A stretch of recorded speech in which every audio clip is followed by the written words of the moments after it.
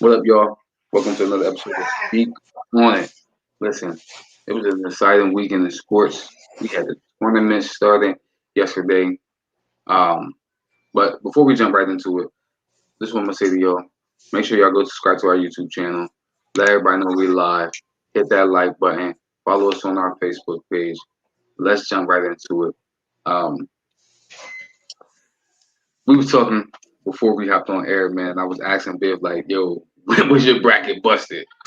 Like, when was that thing busted?" I said, "Man, my thing was busted from the beginning. Virginia Tech, Florida. First game of the tournament. My joint was busted." And then I mean, like he was saying, like we know almost everybody's beatable in this tournament. Everybody. You know what I mean? And we seen it like since we seen it yesterday. Like I think the biggest favorite for the field is going to be Zags.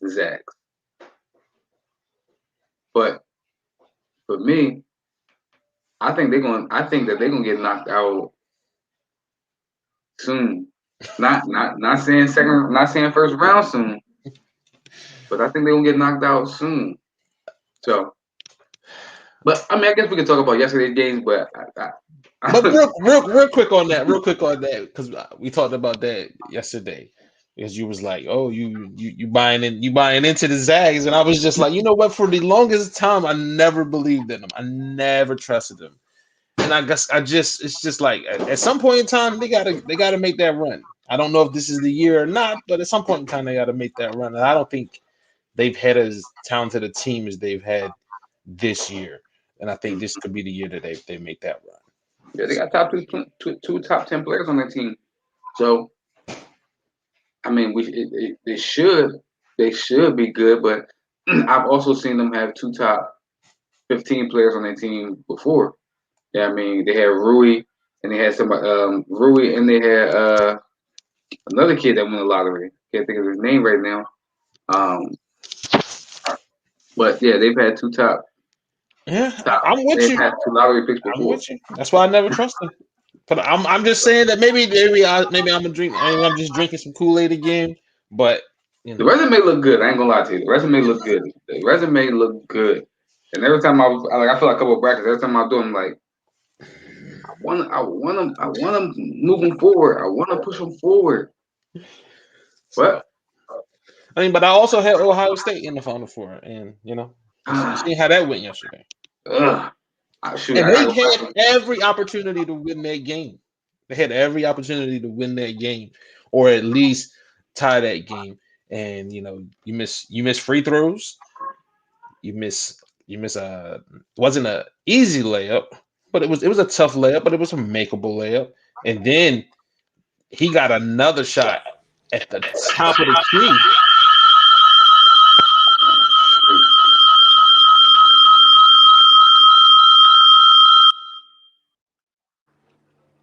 He had gotten another shot at the top of the key that was a really good look, and he still wasn't able to make it happen. And I, I was watching that game, just feeling like, man, this is it. This is what March Madness is about, and this is how it's going to be. We're going to be we're going to be watching teams today that's supposed to win. And I was watching. I'm a Michigan fan, and I'm seeing Michigan fans they trolling, and I'm like, man, can we win first? Can we win our first round game first before we start trolling? Can we win our first round game first, and then we control? Let's win ours first, and then we control. But don't get too premature. Don't get too Uh, premature. But yesterday, we was in the chat, and you was like what upset y'all looking at, and some of them came alive. Like yeah, they happened. Like we couldn't. I was like, one thing I know. I talked a lot of trash about Jim Behan. I did. I talked a lot of trash about Jim Behan. But I know that 2-3 zone is tough to prepare for. It is, especially if you've never seen it. Your team's never seen it. They might have seen a 2-3, but they ain't seen Jim Boeheim's 2-3. So he's going to win some games if he gets in, just because that 2-3 zone is tough to prepare for. So I picked them. I told you Syracuse is going to beat San Diego State. I was not shocked at all because I know that 2-3 zone is tough to prepare for. And if you can't make shots against it, and Syracuse is going to make some shots every now and again, you're going to be in some trouble. Another thing that another team let me down. I actually picked I think I had San Diego. I had San Diego State. I'm trying to pull up my bracket now. I had San Diego State, and I think I had them in the Sweet 16. I think I had them in the Sweet 16. I didn't trust. The players in Syracuse this year. But one thing I don't never trust the players in Syracuse. I don't have to trust the players in Syracuse. Probably since, do I want to say Melo? Yeah, probably since Melo. But I trust that 2-3 zone and the difficulty of playing against it. If he gets in, he's gonna win at least one game. It depends on who he plays.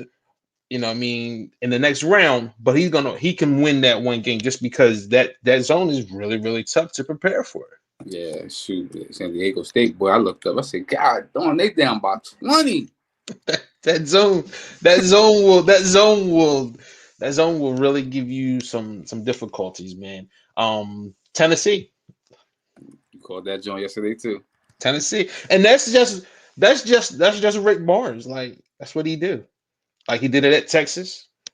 He's doing it at Tennessee. He has these great teams with all of this talent, and they're flying up and down the court. They're dunking on people. They play really good team defense. But for some odd reason, they can't win games in the tournament. And so, I don't know. But that was weird.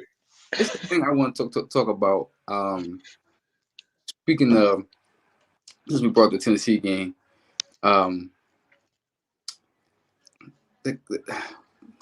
they got two top 7 picks on their team. 2 top 7 picks on their team. And for them to get smacked like that, again, I think it goes back to like what we were talking about. Tournaments are made for upperclassmen. That's what the tournament is made for. The upperclassmen. You can have 2 top 5, 2 top 10 players on your team, but do y'all know how to win? Like, you see the talent, and you see the talent with these top 5 players or these top 10 players, but it doesn't always translate into wins right away. It doesn't translate in that, and I think that's what we're seeing in this tournament, especially like you said, when we're seeing these top teams get smacked. You know what I mean? So, like, even going back to the Ohio State game, I was saying this to my man yesterday.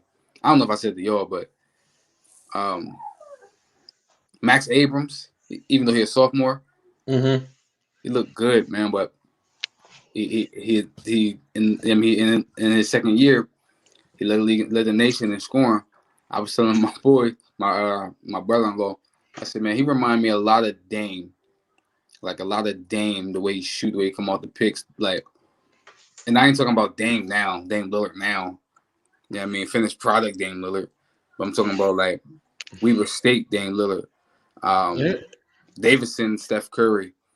Like, that's who he's reminding me of right now. I know he's smaller, but he's got that type of impact on his teammates. Like, never once in that game yesterday did they feel as though they weren't in it. They were never intimidated. They, in my opinion, they dominated their game. They didn't. They might not have blown them out or anything, but they dominated that game. To me, shoot, he was the best player on the court. I mean, him and his teammate, they had the 2 best players on the court. I forget his teammate name who had 30, but Abrams. Yeah, Abrams had 29, and the kid, O'Banner. O'Banner, he Yeah, had 30.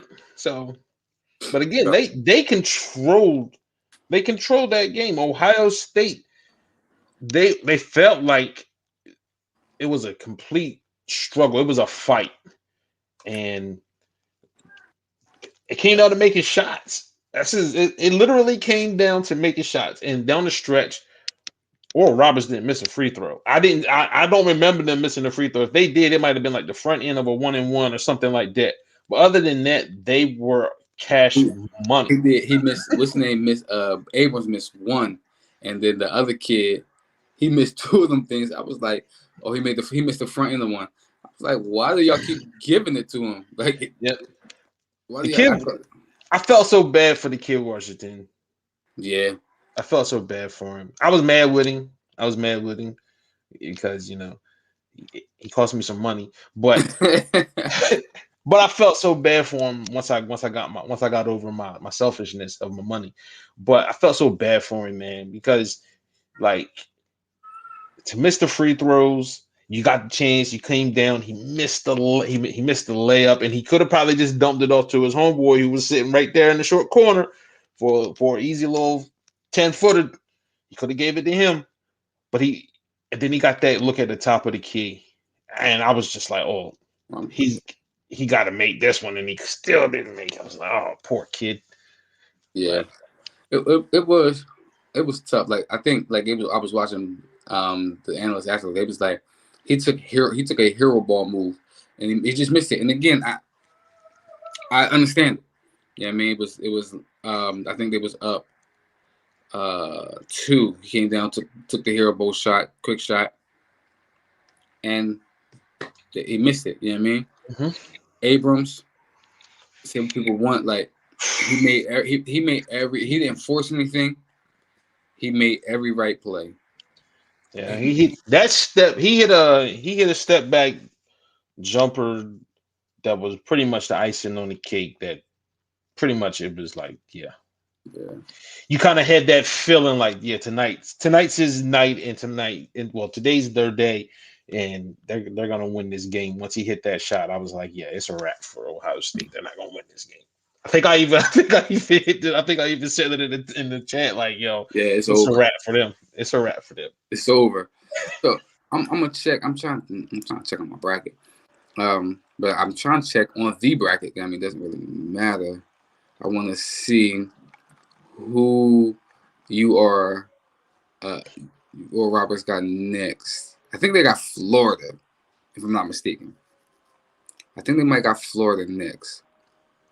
And if they got Florida next, I think they can make a little run. The reason I'm saying this is because I want to know, and again, I guess we'll talk about the other games, but I want to know if Abrams can shoot up draft boards.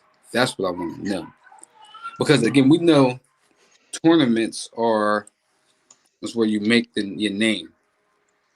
It's where you make a name for yourself. That's where people see who you are. I mean, what you have.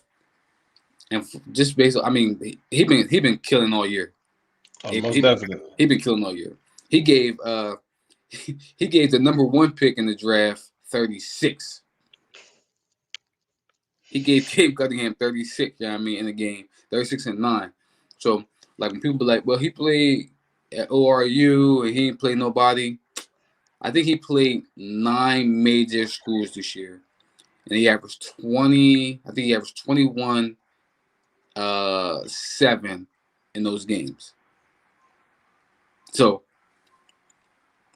it ain't like he been doing this. I don't know if he can. I don't know if he'll jump up in draft boards. I don't know if he'll jump up in draft boards for this year, but I think he'll definitely put everybody on the radar for what he's capable of doing next year. Okay, because I don't think he jumps in the lottery. I don't. But I'll tell you this: if he makes a run, say he gets to the Final Four or Elite 8, and he's cooking, it's gonna be hard. It's gonna be hard. It's gonna be hard for him to not jump. Because right now, I have to do watch NBA Draft.net. I go on there all the time. Mm-hmm. So he's not on the. He's not right now. He's not. I haven't seen him in any He of not. my drafts. Yeah, he ain't in no mock drafts. So for him to jump in the draft just this year, he's gonna have to make that type of run. I Yeah. think he makes a run this year, even if they lose in the next round, but he gives a good showing. He's gonna show up on draft boards for next year. See, I'm with you, but this is what I'm thinking. Like when this Steph, I think Steph made his run. It was clear Steph was a problem. You know what I mean? Steph made his run. I don't know if he came back the next year. I think he did. I think Steph made his run. He came back the next year. Steph made a run, and then he came back the next year and made a better run. So I think for him, like if he go Elite Eight, final four, yeah. See, because right now he a 15 seed. Right now he a 15 seed. Mm-hmm. Just knocked off a 2 seed. So he may make a run to the Sweet 16. That he's gonna put everybody on notice. Right now, people are like, he's a great scorer, you know what I mean, and he made a splash, you know what I mean. So they're buying in, but they're not fully in yet. Mm-hmm. He makes a run, they'll start giving him a little love, and then next year that's what they're gonna be like, make me a believer again, and then that's when he'll really start to climb boards. Which is crazy because, again, like I said, you watch him all year, and like he been cooking all year, and again, it ain't like he been. It's just now that we're able to see it on a national stage, on a big stage, but he's been cooking all year. So I'm with you. Like if he makes a good run, I think he should come back, and I think I think ORU will get a lot of love next year. I think he's proven that he's capable now. He's proven that he's capable because I'm not sure if they're of the you know what I mean of their path is or whatever as far as if they would have gotten in probably as a 15 seed they needed to win their conference tournament. Yeah, they had to win they won their last 7. They won their last 7. So they finished 15 and 10. He's gonna have to make them. He's gonna have to put them in a position where they're an automatic bid, or they're an at-large bid. They don't have to win. I'm sorry, they're an at-large bid where they don't have to win their conference tournament. If he can get them there, where they can be like a 8-9 seed, I think that's when you're gonna see him really start to climb up draft boards because they're gonna know that it was his play that put him up in that position. So he's gonna have to do some more. He's gonna have to do some more winning because again, they played some good teams. They played some teams where they could have boosted their resume. So yeah, I'm with you. They got Florida. So that's what they got next. That's what they got next. They got Florida next. So let's see. Oh yeah, let's see how they go. They're gonna beat Florida, brother. Let's see how they go. I got no doubt about they're gonna beat Florida, especially because Florida like that press. They like to get up on you. They like the full court press, and I'm gonna tell you, if you full court press them, the way they move the ball, the way they cut, they don't have the player. I'm not gonna say they don't have the player because the kid he was an All-American. He should have been. He might be a borderline lottery pick. Trey Mann. He might be borderline lottery pick, but yeah, I don't know if Florida. I don't know if Florida has. And again, we'll see. But I don't know if Florida has the manpower to beat them. So we'll see. We'll see. From there, hey, that's the Sweet 16. They beat Florida Sweet 16. Why the freak can I see brackets?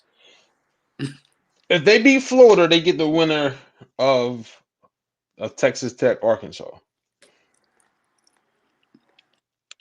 So okay, they got a tough. They're gonna have a real tough path because they're in the bracket with Baylor and Nova. So here's the thing. So here's another thing, right? See, now we talking down the line real quick. Shoot, since we talking about them, this is why I like their chances because, all Arkansas showed me now. Arkansas they got another top 10 player, and the guard, the freshman. I can't even think of his name now, but he was balling yesterday. But they struggle. They struggle against Colgate, which is one what I said could be an upset alert. They struggled against Colgate. I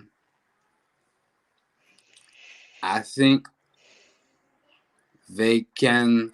And looking at my bracket, I did have I had Ohio State in the Sweet 16.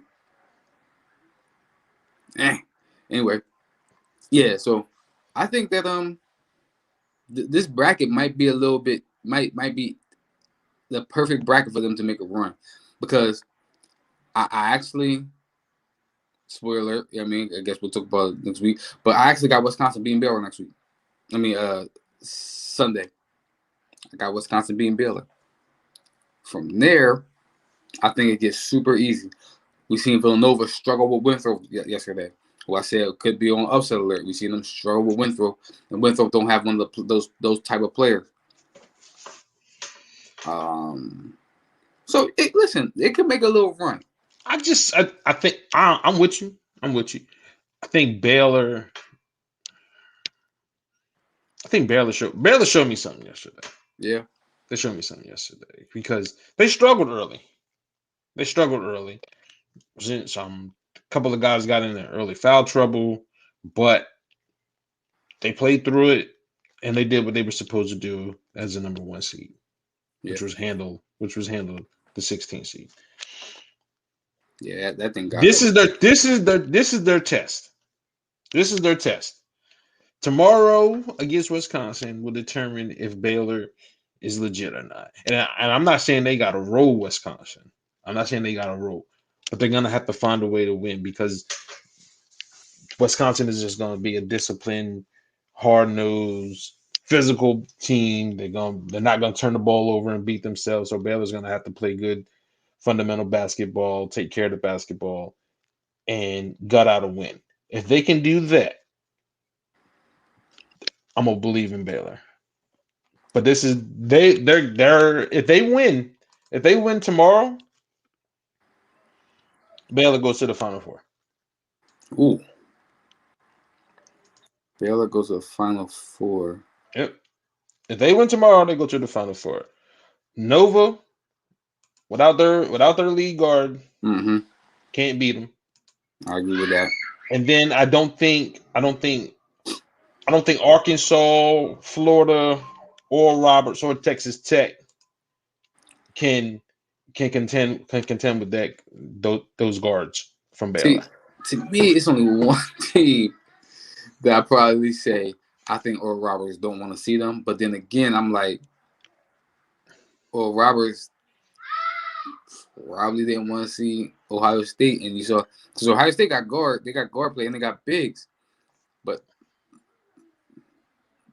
Oral Roberts they got the complete team. But if there's one team, I'd be like, man, Oral Roberts, and if y'all want to keep y'all run going, the one team y'all want to avoid, you better hope Baylor get knocked off by somebody. Hope Baylor get knocked off by somebody, because that's the one team in that bracket that y'all want to avoid. Yep. If you can somehow avoid Baylor, I can see y'all going far in that bracket. Yeah, because I was shocked that Wisconsin blew the doors off in North Carolina. I had them winning, but I didn't think I haven't beat them like I that. I didn't think they was gonna blow them out like that, man. I didn't think that, man. But I'll tell you what. Next year, Kentucky, North Carolina, and Duke are gonna be really good, man. They're gonna be really good. So get your laughs in now. So get your laughs in now, because next year you will not be laughing when you go to Cameron Indoor, or you go to Chapel Hill, or you go to Lexington. I think if you see, we seen this year with them how important those fans are. Like, you go into Cameron, you go with the Cameron Crazies, you go into Chapel Hill. It's a hostile environment. You go to Kentucky. It's a hostile environment. Yeah. You out here on the equal playing field.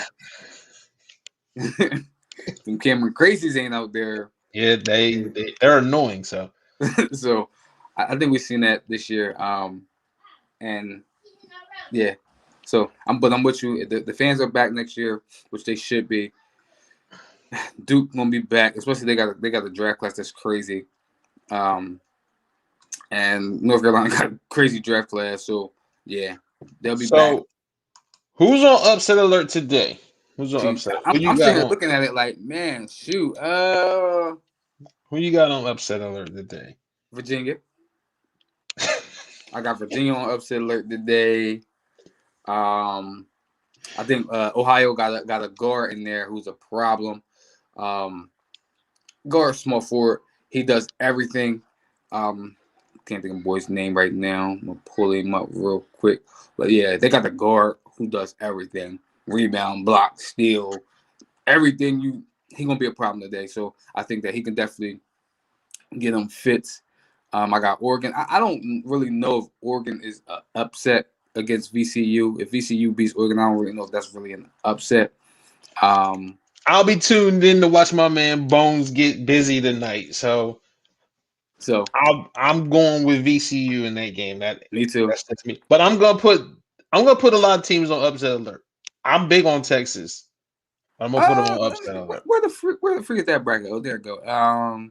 So Texas, I got Texas, but Texas won't be upset. So here. So I'm going to the brackets real quick. I'm gonna get upset alerts. Virginia, I think that's an upset alert. Oregon, Agreed. I think Oregon could be an upset alert. Agreed. I'm gonna tell you, I like Grand Canyon against Iowa. I like Grand Canyon against Iowa.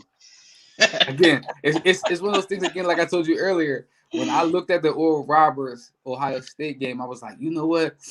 I think Ohio State gonna lose today, but I was scared to play it. Same thing with Iowa State and Grand Canyon, but at least we got this one on tape. I like Grand Canyon today against Iowa. I'm super scared to pick it to say that they're going to do it. Maybe I'll be bolder at the end of the show, but I think that is one of the ones I got an asterisk next to. I got my eye on a few games. I think Georgetown's going to beat Colorado. Oh yeah, easily. I think that's going to be the biggest. I think outside the Oral Roberts, I think that's going to be the biggest run by a lower seed. I'm not saying that Greensboro is going to beat Florida State, but Florida State better be on their best. On their best behavior, boy. I got a feeling. I'm going to take Eastern Washington over Kansas. Ooh. And I'm going to take I'm not going to do that. I'm with you with the Virginia thing. They're on upset alert. I'm not taking Ohio, but Virginia's scoring troubles is just it's hard to pick them because they can't score the basketball sometimes. Also, Creighton better be on their best behavior because I watched UC Santa Barbara the other week and during conference championships, and UC Santa Barbara is pretty tough. So, yeah. Can I tell you this? They better be on the A game. I was looking at it. I think this today has the potential to have the most upsets today. Because I'm gonna tell you this: Michigan better be on their best behavior today against Texas Southern. Texas Southern was impressive the other night. I'm gonna tell you this: in the play-in game, they were impressive. Norfolk State, they hungry, they tough. I know it's Gonzaga, probably the short, most people's shortest thing in these in the bracket. They're not my shortest thing, but that's most people's shortest thing. So, but Norfolk State, they play tough. Or Gonzaga, you better bring your A game. Yep. Like you said, Creighton better bring your A game. Virginia better bring your A game. USC, Evan Mobley and all better bring your A game against Drake. Like you said, Kansas better bring your A game. Oregon, Iowa, Michigan, because Texas Southern, LSU sent Bonovich. I think that's a wash. Colorado, y'all can get smacked because I think right now, Georgetown has their big playing the best at the right time right now, and plus with the guard play. So I think that's they're gonna get smacked. Florida State better bring the UCLA can beat BYU. Like to me, there's only two surefires, and I'm gonna tell you, I don't even know like my surefire team, the best team in play right now. I don't even know if they can be on upset alert right now because of who's the coach of Iona. Bama. Like, I think Bama has the best defense in the game. Their big is playing good right now. They got the guard play. But they got Rick Pitino over there coaching. So, everybody right now outside of Texas, because I think Aberdeen Christian ain't going to be able to match up with Texas. Everybody right now, they better bring their A game. Everybody today. There's going to be some big upsets today. I got a feeling. More than one. The biggest shock I would have is if Iona beats Bama. That'd be the biggest shock. For me, the biggest shot would be one of those number ones going down. If Gonzaga or Michigan were to lose today, I think that would be the biggest shot. I don't think Alabama losing would be that big of a shock for me. Because of Rick Pitino? Not because of, and it's not even the Rick Pitino thing. It's just that I've never really bought into Alabama. Man, they listen. Like, I think they're really talented. I think they are really talented, but I don't. To me, they're like Oklahoma with Trae Young. Like, yeah, they look the part, but it's just something missing. I don't know what it is. It's just something missing. Man, I like Herb, man. I like their guard play. I like Herb. Listen. I think they're really good. I think they're a really talented team. I think they're a really talented team, but I just feel like there's something something missing. Oh, this not even. I don't know what it is. I don't know what it is. It's the majority bracket. This not even my bracket. So I'm like, I didn't pick Gonzaga to win it all. This the people's bracket. Okay. Yeah, so I think it'll be big upsets today. Let's transition. Let's transition real quick.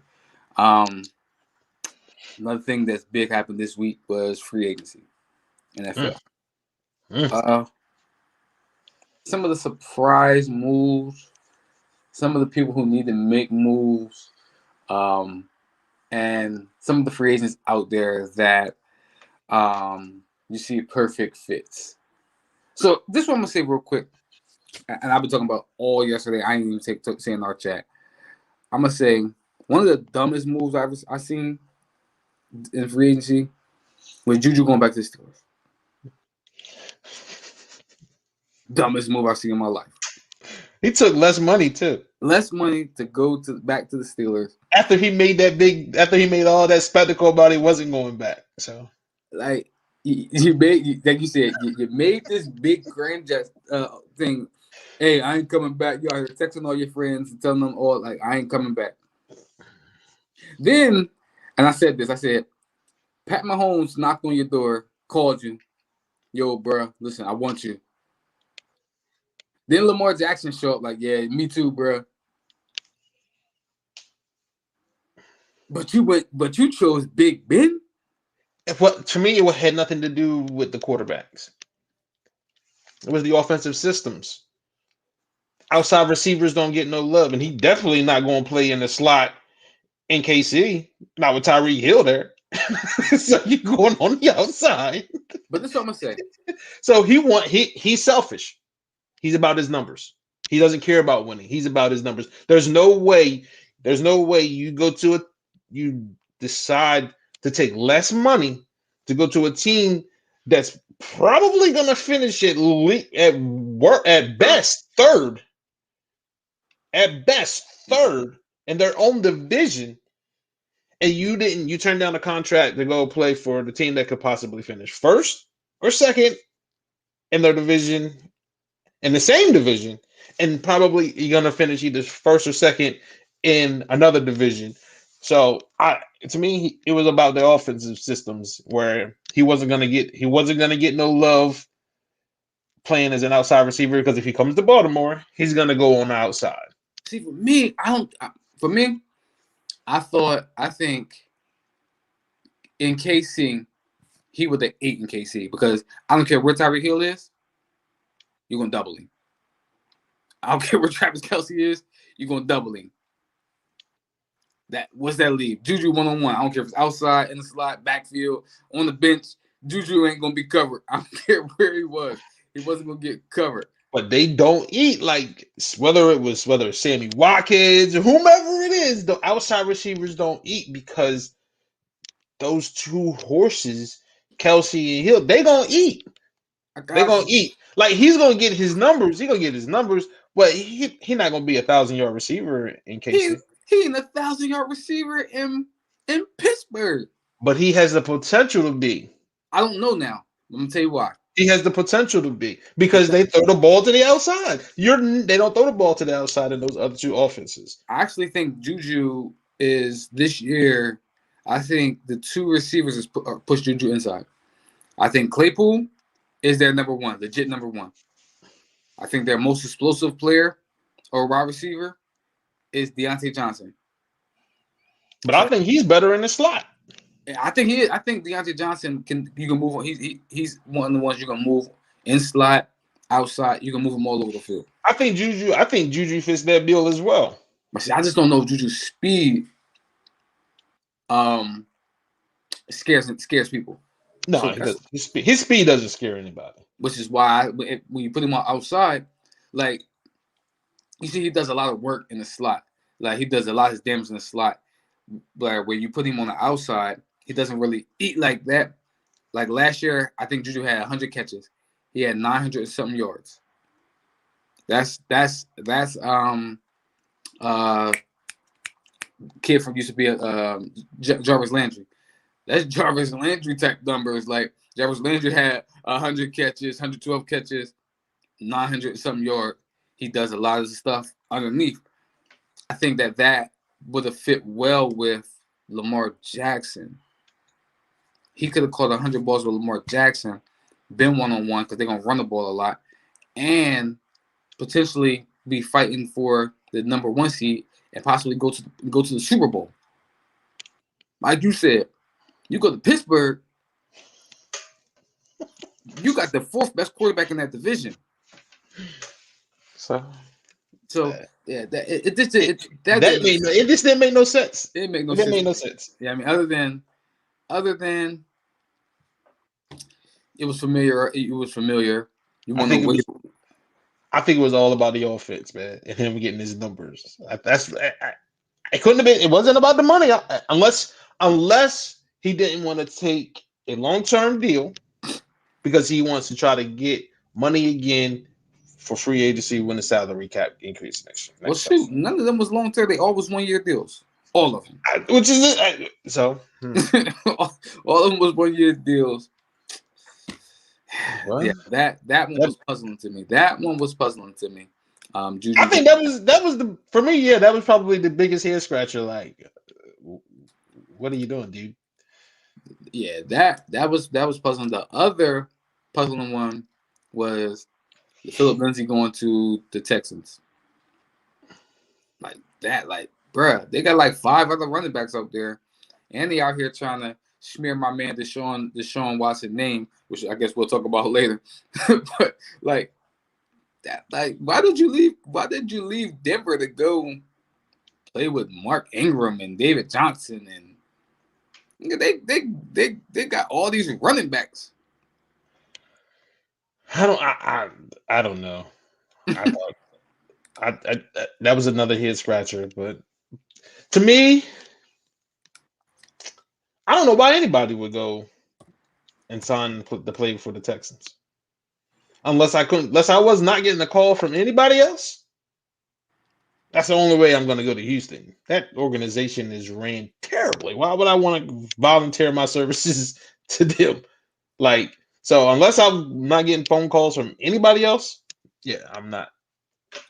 That was going to Houston. That was a head scratcher as well. Some of the Jones I liked though. One of the Jones I like with New England. Everybody like what New England is doing right now. So that's scary. Everybody like what New England doing right now. That is scary. They out here signing everybody.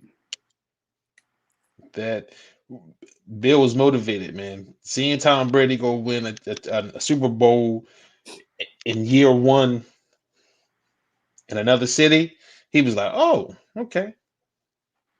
Now let me show you that I still got this." And he's making the moves, in my opinion, that fit Cam as well. I won't say that. Like the moves that he's making, it's like, man, this is almost like he's building an offense around Cam Newton. It is. They are. They are building. I heard somebody say this. They are building for Cam's strengths, and they're also building for a young quarterback security. So, what Cam do? He like them seams, tight ends was right in front of me. So he got them tight ends. He got two monster tight ends. You know what I mean, down the seam. Oh, and I got a slot receiver I just grabbed the slot receiver who will eat up everything underneath as well, and Nelson Aguilar. And they are here trying to add another running back. So, and they just added the right tackle. And they added on defense. It's like they like Bill said, I got this money, I'm gonna spend it, and we're gonna get back to being the Patriots. Again, they were not immensely talented last year. And they won 7 games. Like, people have to stop acting like they didn't win 7 games. Like, they won 7 games last year with Cam and COVID protocol, a couple of games, you know what I mean? And then a couple of just nail biters that could have just went either way. The Patriots, I'm not saying they bad, but if they not on your radar, you're not taking them serious. Like, I've been seeing all these memes talking about some. If you weren't with us at 7-9, don't be with us at 8-8. You sleeping? 8-8. You sleeping? Be the second best team in that division. You sleeping? They're gonna be the second best team in that division. I'm gonna disagree. They're gonna win that division. Oh my God! They're gonna win that division. You know why? Because Buffalo can't beat Bill Belichick when he at his best. I'm going back to that mentality, and they're gonna have to prove it to me again, bro. They just beat them twice last year, but they wasn't at their best last year. They're gonna have to prove it to me again, bro. They're gonna have to prove it to me again, man. So this is what I'm gonna say, man. But I like what Buffalo doing too, though. Let's be real. Buffalo. I like what Buffalo doing too. They have to. I mean, again, they smacked them twice last year. I mean, one of them was a tough loss. The other one, they dominated them. Again, Bill didn't have all his weapons. I get it. It's gonna be interesting next year, but they're gonna be the second best team in that division next year. They're gonna be the second best team in that division next year. Because I'm gonna say this: we can say Bill didn't have his weapons, but he did have Stephon Gilmore. He did have J.C. Jackson.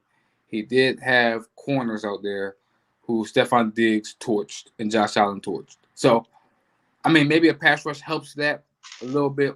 I mean, it helps that maybe a lot, but also maybe offensive weapons helps that a lot. Yeah, maybe. And again, I got some again. I think it's just certain things that in sports it just happens. And one of those things I think is the Buffalo Bills at their best can't beat Bill Belichick at his best. It's just one of I guess those you things gotta go because they haven't been that talented with Tom Brady, but they were still dominated that division. So I'm just it might be one of them. You have to show me. You got to show me again. I got you. You got to show me again. And I'm not saying Buffalo's trash. I still think Buffalo is probably one of the 2 to 3 best teams in the entire AFC. But Bill Belichick is Bill Belichick. And I got you. I got to see it, Bill. I got to see it without Tom. I got to see it without Tom. With Tom did last year, we got to see it. But I think the not Tampa Bay, the Panthers, Patriots are doing their thing. He's never had to spend money like this. And I'm gonna tell you, I thought he was gonna buy everybody in free agency. I ain't gonna lie to you. I thought he was gonna buy everybody. So a team with a lot of money that's been relatively quiet again is the Colts. This is 2 years in a row where they've had 2 of the 3 top, salary caps, and they don't really go out and spend a lot of money in free agency. Not that they need a lot of help, like they are a really good team, but they're not as aggressive as I would expect them to be. Especially like you said, as a contender. And here's the thing. I read a report that said that they aren't spending money because they got to pay for their own. Okay, I got you. You got to pay for your own. But you did lose. Let's not act like you didn't lose Xavier Rhodes. Let's not act like Anthony Costanzo didn't retire. T.Y. Hilton is out there, who was a free agent. I mean, y'all know if you're gonna have him back. Who else? Who else did they got out there that's a free agent? So they got they just lost their linebacker Anthony Walker. The team that you had last year is not the same team. You have to bring your guys back, and you're actually losing. Justin Houston. You just lost Justin Houston. I don't know if you're gonna bring him back or not, but you got to go out there and you got to make moves. Like teams in the AFC are getting better. Like the Titans got better. See, I'll talk to you about the Titans. I don't know if the Titans got better or not. I don't know if they got better, but I'll tell you a team that did get better. The team that was just in the Super Bowl, they got better. They upgraded. They just got the guard from New England. They got the guard from New England. They got Kyle Long to come out of retirement. They're gonna resign their center. So they've gotten better on the offensive line. Colts, y'all losing players. I mean, y'all brought in Carson, which I think, okay, that's an upgrade. Y'all get better. Yeah, you get better quarterback play, maybe. And again, I'm high on Carson. But Phillip Rivers did play well last year. So, upside, you got better upside in Carson, but you're losing players. And again, you can't just sit on your hands and say we draft well and we do what y'all do. But the good teams, they do that as well. They draft well as well. And they utilize free agency to get better. And it's one thing if this was just the first time, but this is the second off season in a row where you've had money to spend, and you're sitting on your hands. Like, is Isler is somebody in some debt or somewhere that they can't spend this money or something? Something happening we don't know about or something. Like, why is you not spending this money? Because again, this football is different than, well, it's not different than baseball, because baseball to me is just always wide open. Football, it's wide open, but at the same time, all it takes is one injury. Mm-hmm. All it takes is one injury, and it'll throw the entire. So you have to have some sort of depth, and that's where the free agency comes into play, man. Is where you can add depth to what you already have, and especially when you're losing guys. Like, I feel like maybe they feel like they have weapons, and they don't have to bring back Ty. Okay, if you feel that way, that's fine.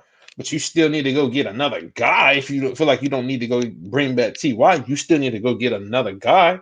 Like, you have that money, you can add depth. You can. There's guys out here that's taking even less money than than the market value, and like they're just sitting on their hands. I don't get it. Yeah, that like you said, when you got money and you see Bill again, one of the teams that got better, the Patriots. We just seen they're coming, but when you have money in a down year, sign 1-year deals, right? So, like one of the people I think that they should be all or go after is Jadeveon Clowney. Go get Jadeveon Clowney, give him a 1-year prove it deal. Pass rusher, the talent is there. If he can stay healthy, I think even in that system, he does not have to be the guy. You got a man in the middle, and DeForest Buckner, who is the guy. You got I can't think of their linebacker right now, but you got him who is the guy. So like you can go sign prove it deals with players and make your team better. Like you said, Ty. You might think that you got weapons. Michael Pittman is a weapon, okay.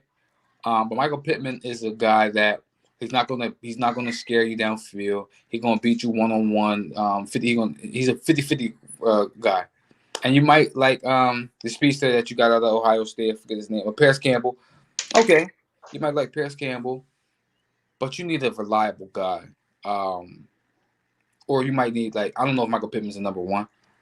If you can go get, I think between Pittman and Pascal, you got a number one between the two of them. And maybe and Pascal, I think, is a free agent, or they just tender him. So like tight end wise, I just think that they right now they are a good team, a sexy team. But I don't know if they have a marquee guy that scares anybody outside of Jonathan Taylor. So I'm with you. They got and on defense they got DeForest Buckner, they got Darius Leonard. Outside of that, not much. Yeah, not much. You got the money. You got the money. Spend it. Get done. Go spend the money. I thought they could have. I thought they should. I also thought they should have been in the Patrick Peterson run. You could have. That would have been. I thought that could have been a quality pickup. Veteran. You know what I mean? He's not the shutdown corner that he used to be, but he is still a reliable corner. So with the system they play, Patrick Peterson would have did wonders for them. Let's get to these Titans that you talked about, right? I don't know the Titans get better because I don't know what they are doing. I don't know what their identity. We know what their identity is. They're gonna run the ball. They're gonna run the ball. And I know that you were saying they got better because they got Bud Dupree. But they lost Adoree. They lost Malcolm Butler. They lost. But that defense was trash last year. So yeah. I feel like anybody you lost on defense was so what? But Adoree wasn't there all season, so I get it. But yeah, shoot, they lost their three corners. Adoree, Malcolm, they were trash. Malcolm Butler was terrible last year, man. He was terrible. He was almost I can see him. He played for the Panthers, then he played for the Washington football team for a little bit. What is his name? Josh Norman. That's who Malcolm Butler is. He had that big splash. Then he kind of had a couple of good moments after that. And then after that, you know what I mean? It was just a disappearing act. It was a disappearing act. He was like, what team is he play for? How good is he still? And he still showed flashes. Malcolm Butler still showed flashes. And I think maybe it's a change of scenery. You know what I mean? We're doing some wonders. But he was bad last year. Yeah, and I'm with you. He was bad. That defense was terrible last year. And basically their calling call was defense. So especially when you want to run the football and control the clock, you can't get into shootouts. And I know Ryan Tannehill, you know what I mean? Like he showed that he could handle being put in the shootouts last year. I think he showed that he can handle that. But when your bread and butter is the big guy, that means your defense has to be at least middle of the pack. You can't be in the bottom third in defense when your calling card is to run the football on offense. Yeah. I just think again they lost they lost They lost a lot. They lost a lot. I'm with you, lost but I think it's addition by subtraction. Like for real, that defense was terrible last year. terrible. And maybe Bud Dupree changes it. He does give them a pass rush that they yeah, desperately, but I'll say they desperately been needing. What about losing John and I'm losing Davis? Like I'm with you, but again, you still got the big guy in the back. That's the offense. That's the offense. I feel like with that horse in the back, you can play action. I'm not saying with anybody, but you can play action and find the right guy open if you can run the football and play defense. But if you can't play defense, you got to get in the shootouts. I'm with you because they lost because Corey went to the Jets. So yeah, I'm with you. They lost some guys, but I think adding Bud to that defense makes them. I think it'll be good. Better on defense. I think it's a good move for them. I mean, having a pass rush because they haven't had a pass rush in a while. You pair him with Harold Landry and Jonathan Simmons. I think I'm with you. I think it'll be good. I think it'll be a good addition to them. It's just the offense. And they still got AJ Brown.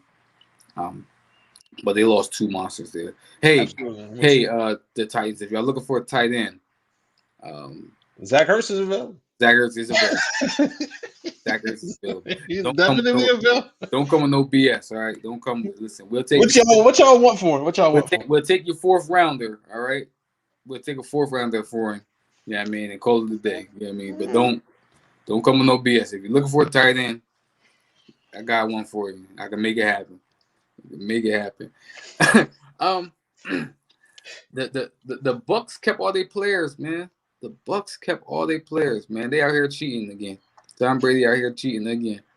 They out here cheating. Tom Brady not even getting paid. Tom Brady not even getting paid this year. It's again, like I said last week. He just bought the Patriots way as far as the front office. He just bought it to Tampa. And now everybody's going to be happy and everybody's going to be ready to go full off season together. Yeah. They get everybody back, man. They out here cheating, man. Yeah. That's scary, man. That's real scary. Real scary. Real scary. I'm hearing AB going to come back. I'm hearing Leonard Fournette going to come back and Ndamukong Suh coming back. They brought everybody back, man. That's crazy, and that's unheard of. But when you got the GOAT on your team, he out here paying people. He like, hey, Light, don't worry about that. I pay him. If you can't pay him, I got it. I'm gonna pay him. I'm gonna pay him myself. All right. What about the Packers? Packers bringing back Aaron Jones. Dumbest move I've seen in my life. I'm not gonna lie. Dumbest move I've seen in my life. Because we had just talked about it too. Just talked about it. This is the dumbest move I've seen because don't get me wrong. I think Aaron Jones is a great player, heck of a player. But you lost your All-Pro center. You lost your All-Pro center because you wanted to sign Aaron Jones to a $12 million contract. When you have, and again, I know two different backs, but you have A.J. Dillon. And let's be real. Where'd y'all draft Aaron Jones? He was a fifth rounder. They drafted him in the fifth round. So go draft another running back in the fifth round or fourth round or whatever it is. And also, you had Jamal Williams. Well, I think that's his name. Mm-hmm. Who does similar things that Aaron Jones does. He signed a 2-year, I think, $6 million deal. Yep. You do that. And he went to the Lions. He stayed in the division. You sacrifice the protection of your quarterback for a weapon where you had that wasn't the position to need. You don't know who the heck your right tackle going to be now. You don't know who your center is going to be right now. And Bakhtiari is coming off of an injury. And you still got no weapon for your aging quarterback because two of his other receivers are free agents. Great job, Packers. And you'll draft a corner in the first round. So or a safety in the first round. So that's what you'll do. Yeah. I don't know what the Packers. I don't know what they're doing. I don't know what they're doing. Especially when, and no disrespect to anybody, but especially when you got like teams like the Bears, like what are they doing?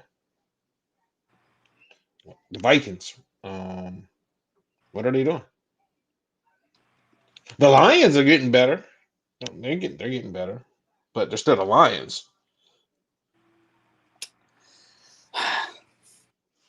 I don't know. Another head scratcher. The Bills signing Mitch. I think that was more Mitch. Mitch sought them out. That's what happened. Mitch sought them out. I was like, Mitch going to the Bills, but Mitch saw. Mitch said, "You know what? I saw what they did with Josh Allen. Can you do that for me?" That's what happened.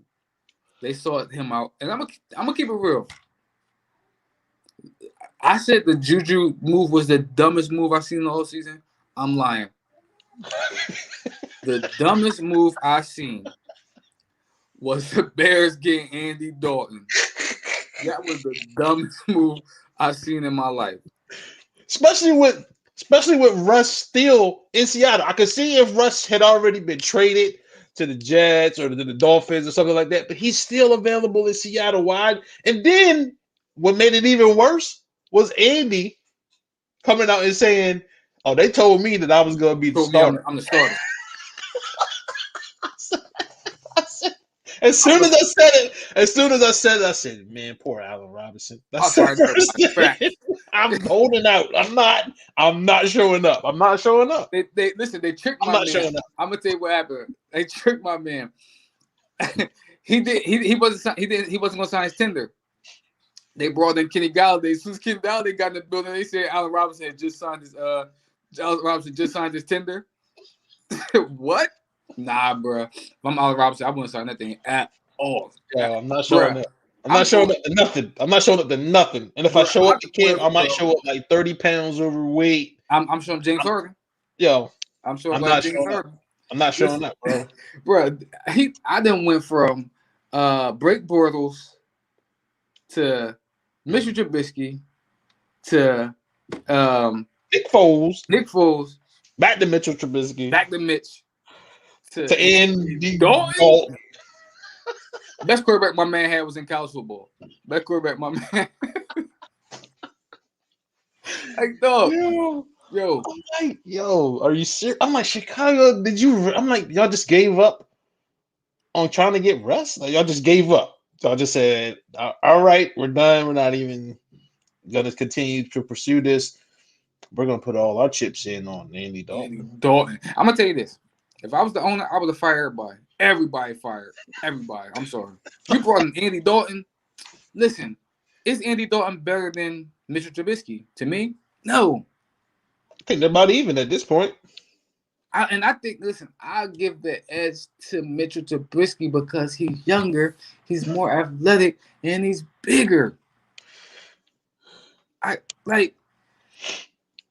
It's one thing to be like, that's not my guy. I don't like him. He's not my guy. I want my guy. If you got Andy Dalton, brother, I'm sorry. Listen, you hit it nowhere fast. Nowhere fast. So, and again, that's another reason why I'm looking at the Packers like, man, what are you doing? You keep getting gift wrapped this division. You know why they ain't doing nothing? Because the Bears got Andy Dalton.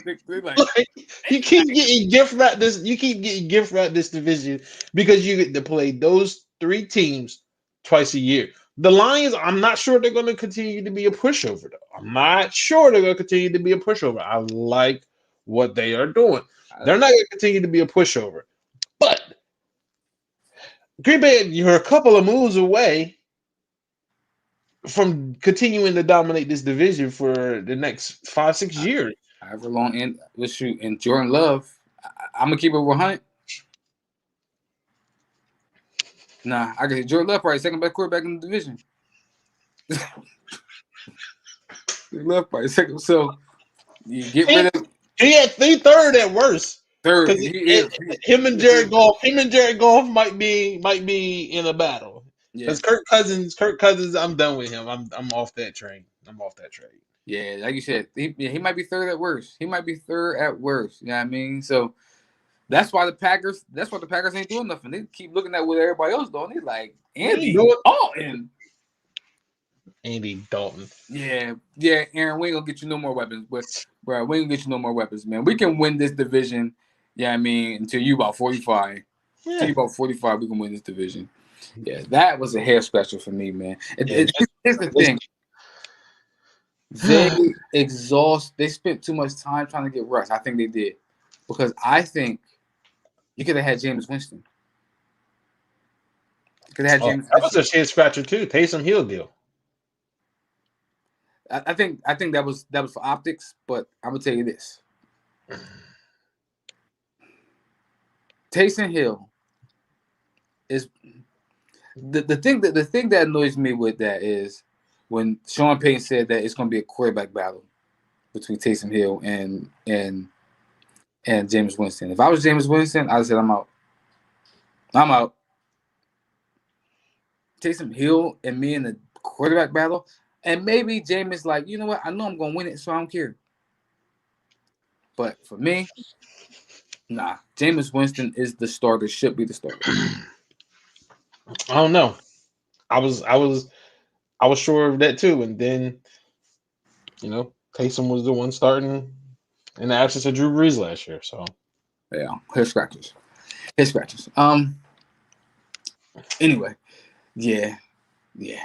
I'm trying to think of some more moves I like, man. I do like Trent Williams going back to the 49ers. Yeah, that was a I big actually one. thought the coach should have made everything in their power to get that done.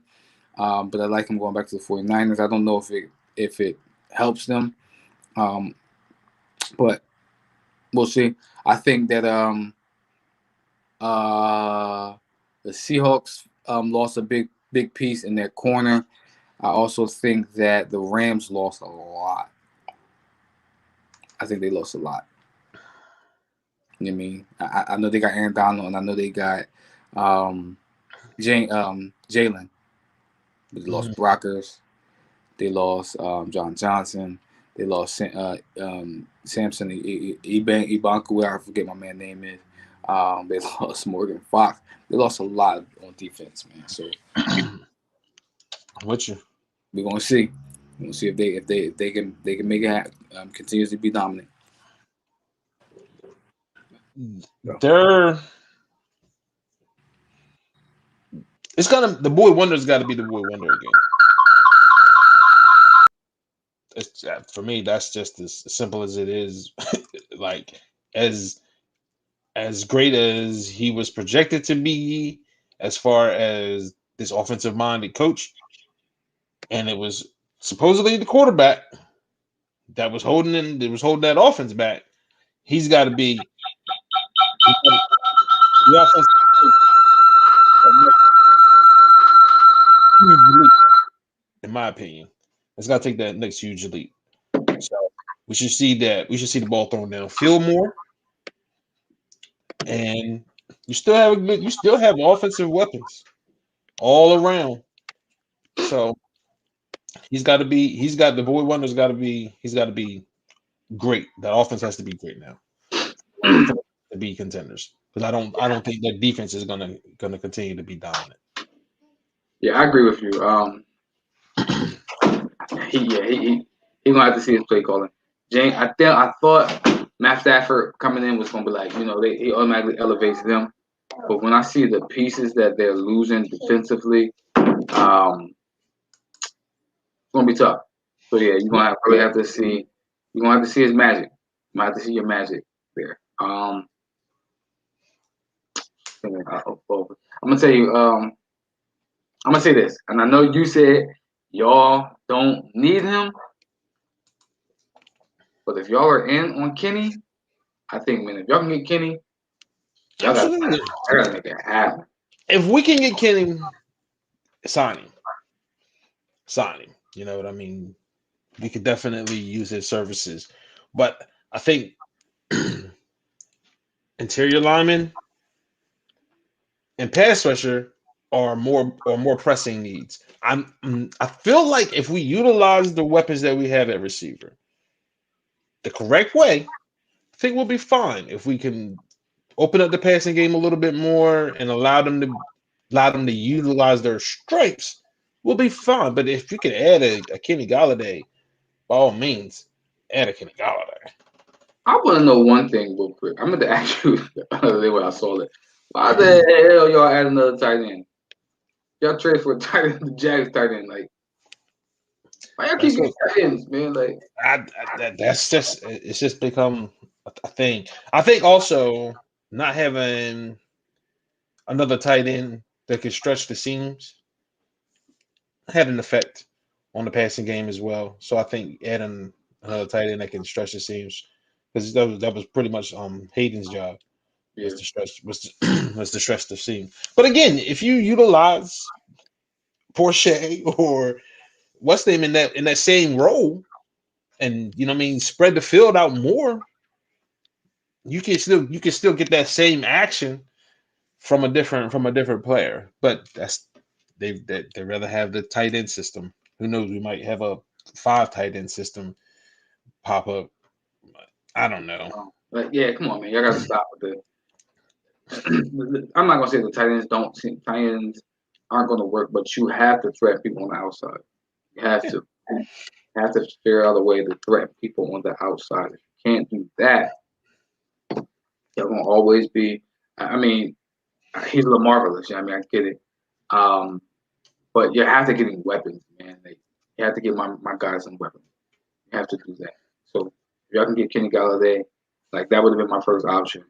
Get Kenny Galladay, work out the offensive line afterward. That's my thing. That would have been me. Secondly, so the priorities would have been the wide receiver getting him a weapon. Then it would have been again that pass rush, bro. Like y'all let 2 of them walk out the door.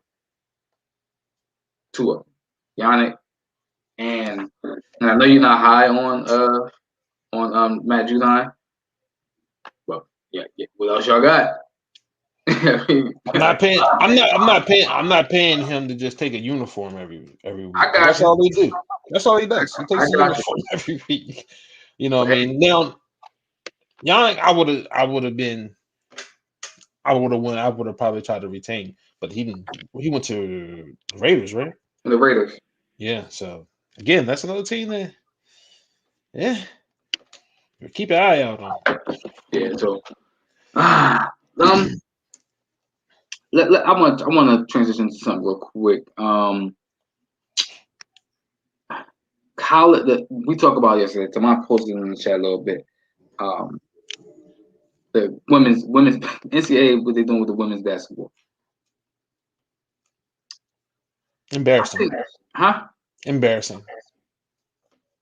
That I think who said it? Was it Ryan Clark said that they just gangsters, bro. They gangsters.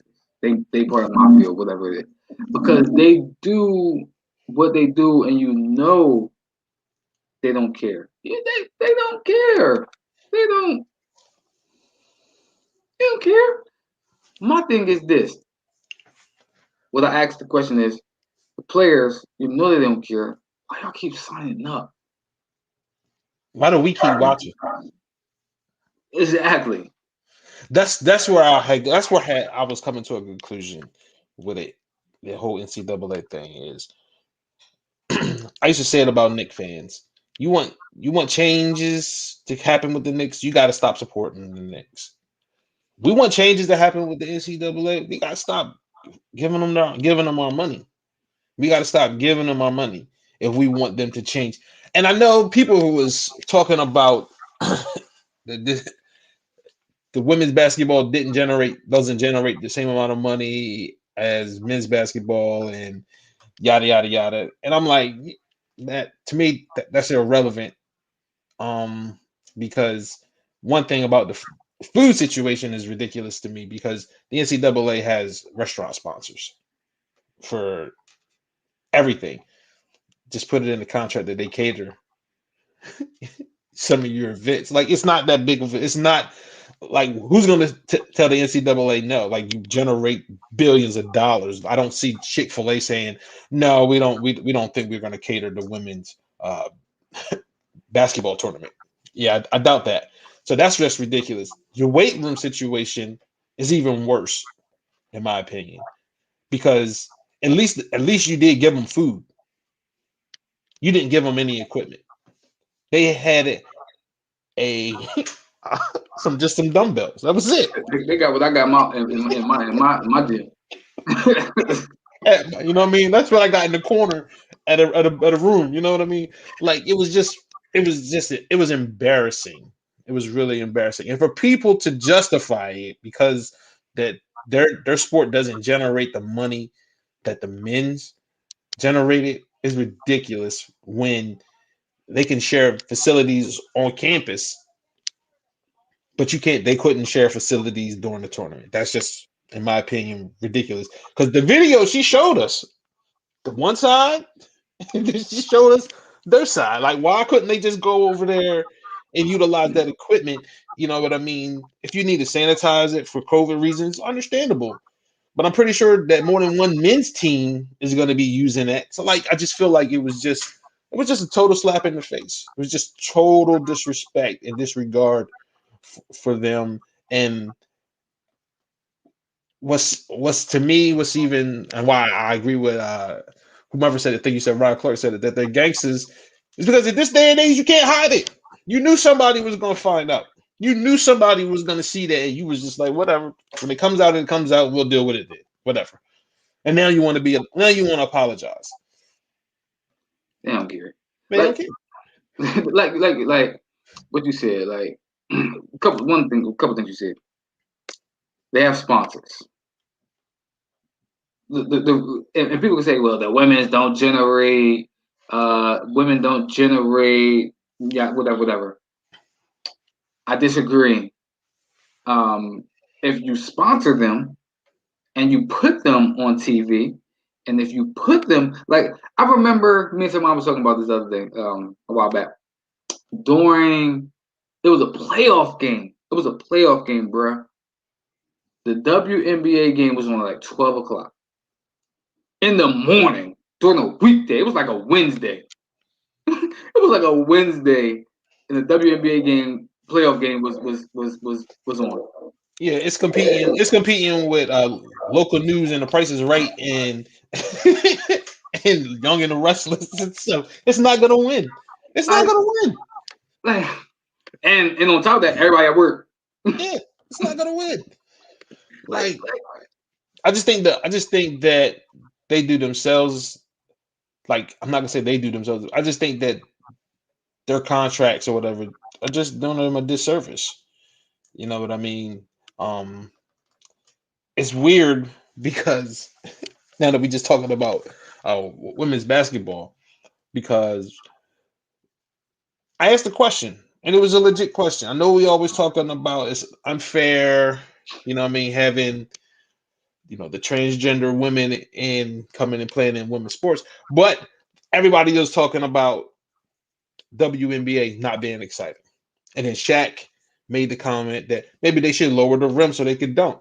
So I'm gonna ask a legit question: what does transgender women bring excitement to the WNBA and save the WNBA? If everybody's talking about, they don't watch it because it's boring. It's boring. It's not exciting to watch. Yada yada yada. And I'm like, but if you're a true basketball fan, you find it entertaining. If you really like fundamental basketball, yes, it's boring, but it's still entertaining, and some of them can go.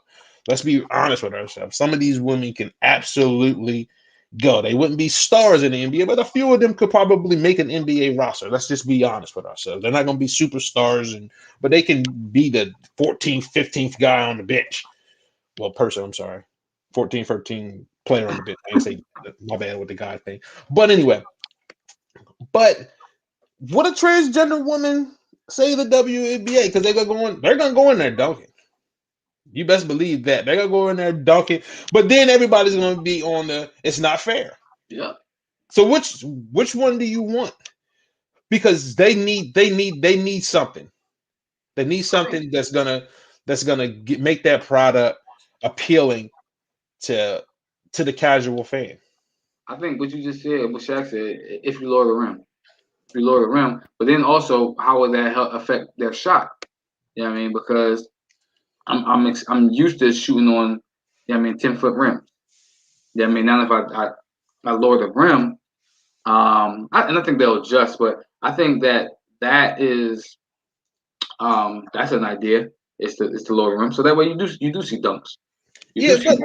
But then again, you got like a 6'8" Brittany Griner. But for me, it's like, how exciting is it going to be? They're just still going to be like rim grazers. It's not like they're getting ready to be doing 360s and catching bodies and like let's stop pretending like this is what it's going to turn into. They're still going to be rim grazers. You might get the occasional woman that might be able to do some sort of windmill or something like that, but it's not like we're getting ready to see, because you lower it, that all of a sudden you get ready to see all of this high flying. That's not who they are. That's not their game. Their games are fundamentally ball handling, create shots, pass the ball. Because a lot of them, their one-on-one games are phenomenal. Some of their one-on-one games is bonkers. That's who they are. I don't think we need to be trying to make their product more exciting with dunking. I don't think it's gonna get more exciting. Like, we're not gonna tune in because Candace Parker dunks a one-hander every now and again.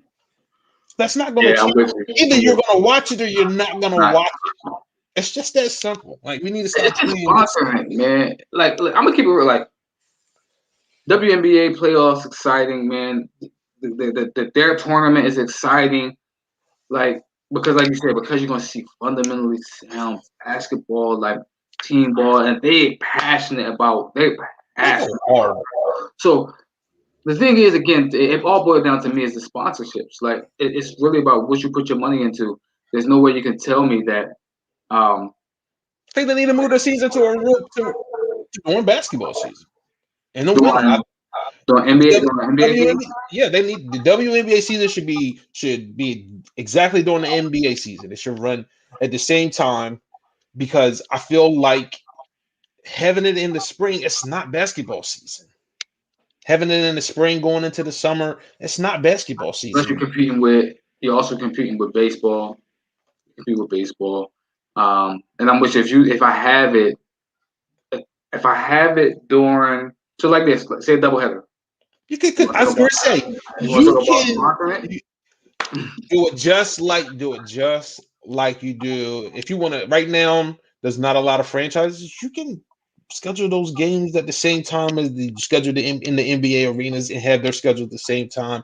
They don't have to travel together or nothing like that, but they can be there. I just feel like there's better ways of handling it at that level that can make that league better. But I'm with you. There's no reason that they should be playing on national TV at noon in the middle of the week. That's ridiculous. Like, I know, I'm like, there's no college basketball, women's college basketball comes on in prime time.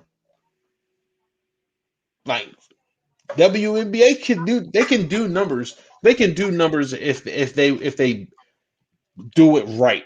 And I think coinciding with the NBA, I think, would be the perfect thing for them. And as I say, what's good about what you just said is, when does women's college basketball come on? Does it come on the same time as they play right during the NBA and men's college basketball at the same time of the year. I'm with you. All of it should be at the same time, because again, just think about it, like I just said, if we did a doubleheader with let's say the Sparks. I'm just say the Sparks. The Sparks and the Lakers play on the same night. You know what I mean? Doubleheader. One of them is on ESPN, the other one is on ESPN2 or ESPN News, whatever it is, because actually keep it roll 100. Don't nobody be watching what's on ESPN2. Ain't nobody watching to watch the classics. I mean, some people watching the classics or something like that. But if it's a basketball game on that a men's basketball game on ESPN1, and then commercial, I flip over and I watch a women's basketball game. I'm already in the mood to watch basketball. So Yeah, again, and like I said, double hitters. The women can play first, and then the men can play second. Like you've got to change your marketing strategy because what you're doing right now isn't working. What you're doing right now isn't working. You can't. These owners of these NBA teams, they're not gonna keep operating in a deficit just so they don't look like chauvinists. They're not gonna keep operating in a deficit. It's gonna die off. You gotta change. You gotta change something up at the top. So yeah, I agree with you. Speaking of basketball, it's not really a lot of headlines, but couple I'll ask this because it's big. MVP. Who is your front runner right now, season end? for me, I know people. I'm not even a big fan of the guy, but for me, it's still James Harden. Like I know what LeBron is doing is amazing. You know what I mean? I give him his just due, but and I know people were bringing it up. You know what I mean? Like yeah, he was the Rockets was trash. The 9 games that he was there, they were trash. They're terrible. I'm not gonna say it don't matter. It does factor in. But what have you done for me lately? And even without KD and Kyrie, James Harden and the Nets were still winning. And it was because he was putting up 40-point triple doubles. Like, so I know LeBron is my number 2. That's only because Joel is down. You know what I mean? LeBron is my number 2 because he's carrying that team. AD has not been AD. He's been hurt. Then Schroeder's been in and out of the lineup. You know what I mean? Montrezl Harrell has not been having that great of a year. Kyle Kuzma's not been having that great of a year. LeBron's been carrying that team, and they're still in the second place in the West. So I have James Harden 1, and I have LeBron 2. So by disqualification, by default, my guy is no longer the front runner for MVP because he got injured. He comes back, get back on that pace. I think he can still win it. Absolutely. But as of right now, I got to go Jokic. I have to go Nikola Jokic. I think a lot of people written him off because of where he had to climb out of. But right now, they are 25-16. They are 3 games behind the Lakers for the number 2 seed, and they are 5 games behind the Jazz for the number 1 seed in the West. Nikola Jokic is giving you 27, 11, and 8 with a steal and a half a game.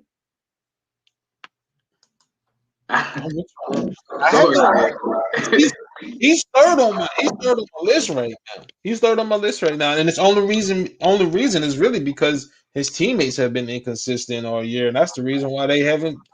They're struck. Well, they started off struggling. They're 8-2 in their last 10, and I think they won like 2 or 3 in a row. But it's not because of his play. It has not been because of his play. It's been because Jamal Murray has not been consistent with after what we've seen from him in the bubble. Michael Porter Jr. has been inconsistent offensively. You know, does Gary Harris still play for the Nuggets? Does he? I don't know. I don't know. But anyway, Will Barton's come back and he's been balling and been consistent for him. But Jokic has been dominant. He has been dominant, and I'm with you, bro. I can't say nothing because again, he would be right now. He's third on my list, and that's only because of Joel. Joel would be number 1 on my list if he's healthy. but he's got to slide. Not sure how long he's going to be out, but he's going to slide. So James is number 1, LeBron's 2, and Jokic is 3rd on my list. Yeah, I'm with you. Those would be. See, it's tough because it's a guy in Portland. It's a guy in Portland. Dame's who between that. Like again, it's so many guys that, in my opinion, are deserving because a lot of guys are playing good. Like all of a sudden, Giannis' name get ready to start coming back up again too. Listen, if he didn't win the last 2, if Giannis didn't win the last 2, he would be my front runner. His name get ready to start coming back up. All of a sudden, they're a game and a half out of first place. They one of the hotter teams in the NBA. Like, yeah, it's hard to imagine he won back-to-back MVPs. It's hard to imagine that he's gotten better. And for me, Giannis has gotten better than he did. He's better than he was last year. I know his numbers because he gave 30 last year, but he's better than he was last year because he's more confident, and you see it in his walk. Like he just played my boys again. He just played my boys on the other day. I think Wednesday. We should have won the game, but he closed the door. He did that. He hit the 3. He came down. Okay, you gonna back off? Knock down the 3. Mid-range jumper. I'm ice it. Like he got confidence and swag, and what he did after the game, I was like, yo. It was like, man, yo, where cheesesteaks at? Where the cheesesteaks at? Yeah, he's coming. He's coming. He's coming. There's no doubt about it. I really feel like this year the MVP race, because one of the things that we're not talking about, and it's crazy that we're not even mentioning anybody from the team with the best record in the NBA. I was just going to ask you that. Like, that's why the crazy. Donovan Mitchell don't get no love? Like Donovan Mitchell's name doesn't even come up. You know what I mean? And they got the best record in the NBA, where in previous years, we're going to talk about the best player on the best team. Best team, yep. And here we are, not even mentioning Donovan Mitchell and what he's doing in Utah. But to their credit, they're probably going to get the 6th man of the year, and they're going to have a guy in the running for defensive player of the year as well. So they're going to get the coach of the year, and they might get the coach of the year. So they might not get the MVP. They might not even have a guy finish in the top 5 or 6 for that, but they're going to have guys finish in the top 2 or 3 in other categories. Yeah, so, which is crazy. Like you said, that's crazy. It's crazy. But I think this year more than ever, if it's a year to have a co-MVP, I think this is the year because there's so many people that are deserving of it, man. Like I said, even though, like I said, I think Joel would have been the odds-on favorite because of what he was doing. There's so many others. Like what Dame is doing. Like Dame, no CJ for like 2 months, I think. No Nurk for like 2 months, I think. Like, and the reason why I said second or third, the Utah guys can finish second or third, is because Carmelo Anthony is making the case for 6th man of the year. Yeah. And people better start putting some respect on his name. Carmelo Anthony is making a case for 6th man of the year because even in the absence of CJ McCollum, it has been Carmelo Anthony's game. I know Dame has been the guy up front, but Carmelo Anthony's play has helped keep Portland in a race for a home court advantage in the first round. Single-handedly beat my Sixers. Single-handedly because what Ben Simmons did to Dame Lillard, what Ben Simmons did to Dame Lillard, they needed somebody else, and that man was Carmelo Anthony. So. Yeah. Melo was making a case for 6th man of the year, in my opinion. If Jordan Clarkson is probably number 1 on everybody's list, he will be. If Carmelo Anthony ain't second or third, we need to have a talk. Yeah. Jordan Clarkson got that thing in the bag. I'm not gonna lie to you. He got that thing in the bag, like he usually in his bag, and got that thing in the bag. So yeah, But yeah, Melo, like I said, I think Melo definitely should be in. He definitely should get the invite when they do the award ceremony. He should definitely get the invite because what him and Dame have been doing to keep that team afloat while they losing all these players and pieces. Yeah, Because he's Canada been balling too. I'll give you this Canada his respect. yeah. You know what I mean? He's Canada boy, he's been hooping. he put You in know? work. So He don't play defense, but offensively, that man is a problem. you know, he's a rebounding machine, man. Yeah, he's a problem. Like What's even wrong? like What's wrong with Boston? I'm gonna say this. I thought about this the other day. They should trade Kimba. I know they just got him. But they should trade. They should check Kimba's value because they got their two horses in Jalen and in Tatum, but they need a big, but they also need a leader. And what I mean by leader, I mean like a true point guard. I'm gonna tell you this: Kimba Lonzo trade. Kimba Lonzo trade. They should make that See, happen. I'm with you, but I also think you should think about trading Marcus Smart. Heart and soul, but I'm with you. Heart They and need soul, but they need something else. They need something else. They need something else, and because you look all the time, and it's Jason Tatum 28, Jaylen Brown 27, nobody else in double figures. Like man, like they need a Gordon Hayward wasn't the answer because he's still contributing very minimal in Charlotte. As much as good as they have been, he hasn't really been the reason. You know what I mean? I think Other he might guys, not be the reason. I think he might not be the reason in Charlotte, but I think Boston misses him. I think Boston misses him, but I think they need a guy similar to him. And I think they just wasn't going to pay that money to keep him, you know.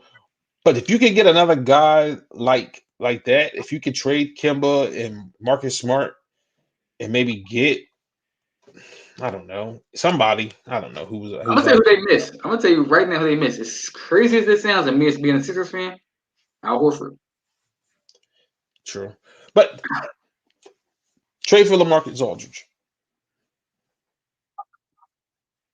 I think that would be a great fit. Trade for LaMarcus Aldridge. You know what I mean? Or trade for Vucevic. But Trade, bring back you Al Horford.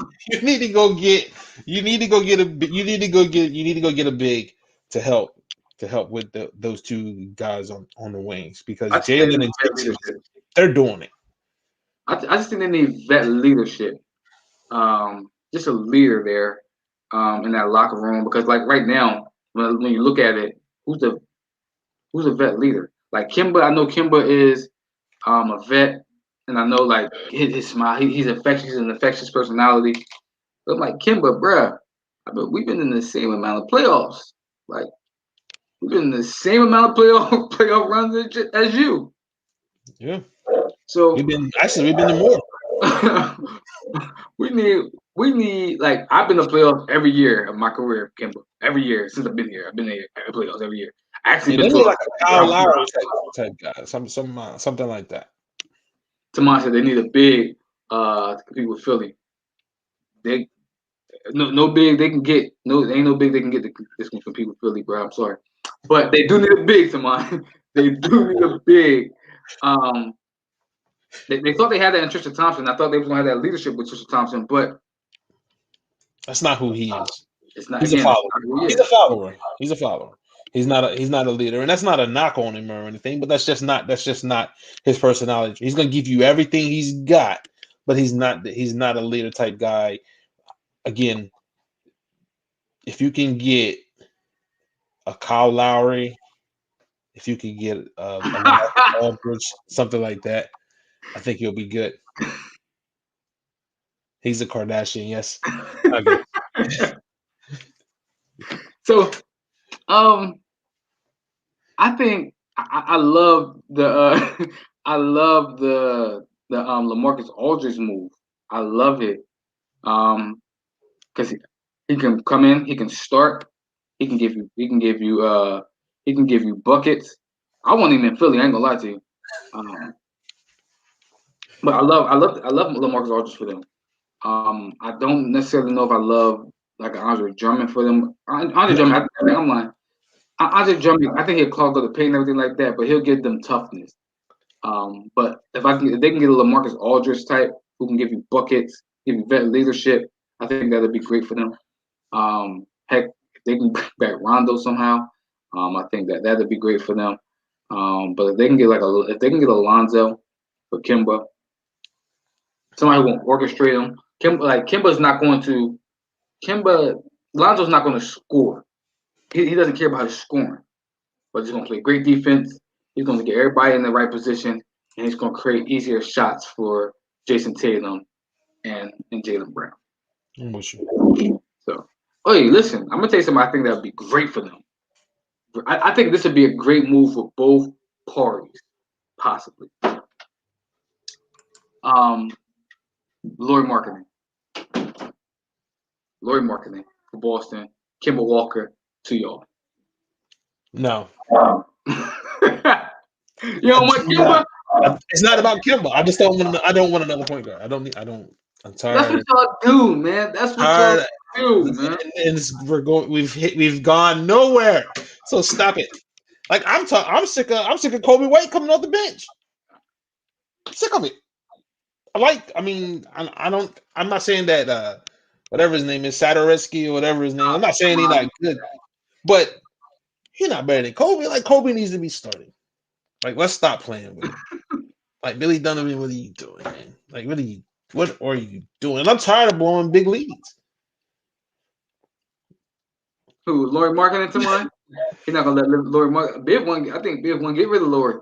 I don't care about. To be honest with you, there's only two guys on the roster that I'm like, I don't want you to touch, and that's the backcourt. That's Kobe, and that's that. That's it. I'm the only two that I don't want you to touch. Everybody else you can move. I'm gonna tell you, man. Stop wasting my guy. Stop wasting Zach. You know what I mean? We keep blowing leads and stuff. We were smoking San Antonio. Next thing you know, we lost. I thought y'all had it in the bag last night. I ain't gonna lie to you. We smoking Denver last night. Next thing you know, I thought y'all had it in the bag last night. But anyway, y'all wasting my guy. I'm with you. We need to make a move. I got a feeling. I wouldn't be shocked if Zach is moved before the trade deadline. I would be shocked. I wouldn't be. Listen, we would throw everything at him but Ben Simmons and Joel Embiid. We'd throw everything at him, but I don't know. And this is why I think he won't be moved. And this is where a lot of people are saying they think I love the play-in tournament, but I also think the play-in tournament is going to become fool's gold for a lot of lower level teams. Because now, like y'all are out. Traditionally, y'all be out of the playoffs.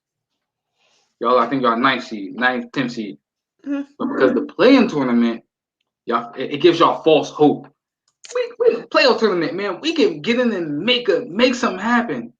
Well, not really, because if you suck, you suck. Let's be real. If you are a 10th seed and you get in, you still. Congratulations, you got to play Philly in the first round. So congratulations, you got to play Brooklyn in the first round. Yeah, like, what are you playing for? Yeah, so holding on to Zach does what? Holding on to Thaddeus Young and Otto Porter and holding on to them players does what for you? Nothing. That's why if you're not going to move pieces to make sure that you're getting the right guys around Zach, then you need to move Zach. You can't keep staying the course. You're going nowhere. Decisions has to be made, and the first decision is: are we building around Zach or are we moving Zach? Yeah, because keep drafting these point guards. Because you can't keep drafting point guards and bigs. You keep doing it. That's all you keep drafting: point guards and bigs. and then you sign wings. You sign wings like Otto Porter, or you trade for Otto Porter, and you sign guys like Thaddeus Young. You keep signing wings, and you keep drafting Lauren Markins, Wendell Carters, PJ Williams, Kobe White, Kendrick Nunn. Like that's what you've been doing, and it hasn't been working. You need to change something up. Yeah. Think about it. We have not been a true contender since the Derrick Rose injury, and it's been almost a decade now. I agree with that. Listen, I thought y'all was gonna make a move, man, when y'all had Rondo in them, man, but didn't pan out that way. I was gonna say teams. Yeah, I just think teams need to, these teams that are in that 8, 9, 10, even 7, like Toronto. Toronto's talking about we're not moving Kyle Lowry. Well, that's the report. Why? Why not? Y'all not even in the 10th spot. Like y'all have went and hit y'all made a decision. Let's be real. Y'all made the decision to go with Pascal. And in my opinion, you made the decision to go with Fred. Yep. So move Kyle. Move Kyle. Like I think you put a lot of money into Fred VanVleet. I believe you're gonna put some money into to Norman Powell. I believe you're gonna do it. And I would not blame you for doing it. I think it's time to. Kyle has given you everything. I know you're like, man, he's been Toronto. He's been the face of the Raptors pretty much since Vince Carter. But wait 1 minute. Wait 1 minute. The guy that was the face of the Raptors before Kyle, you moved on from.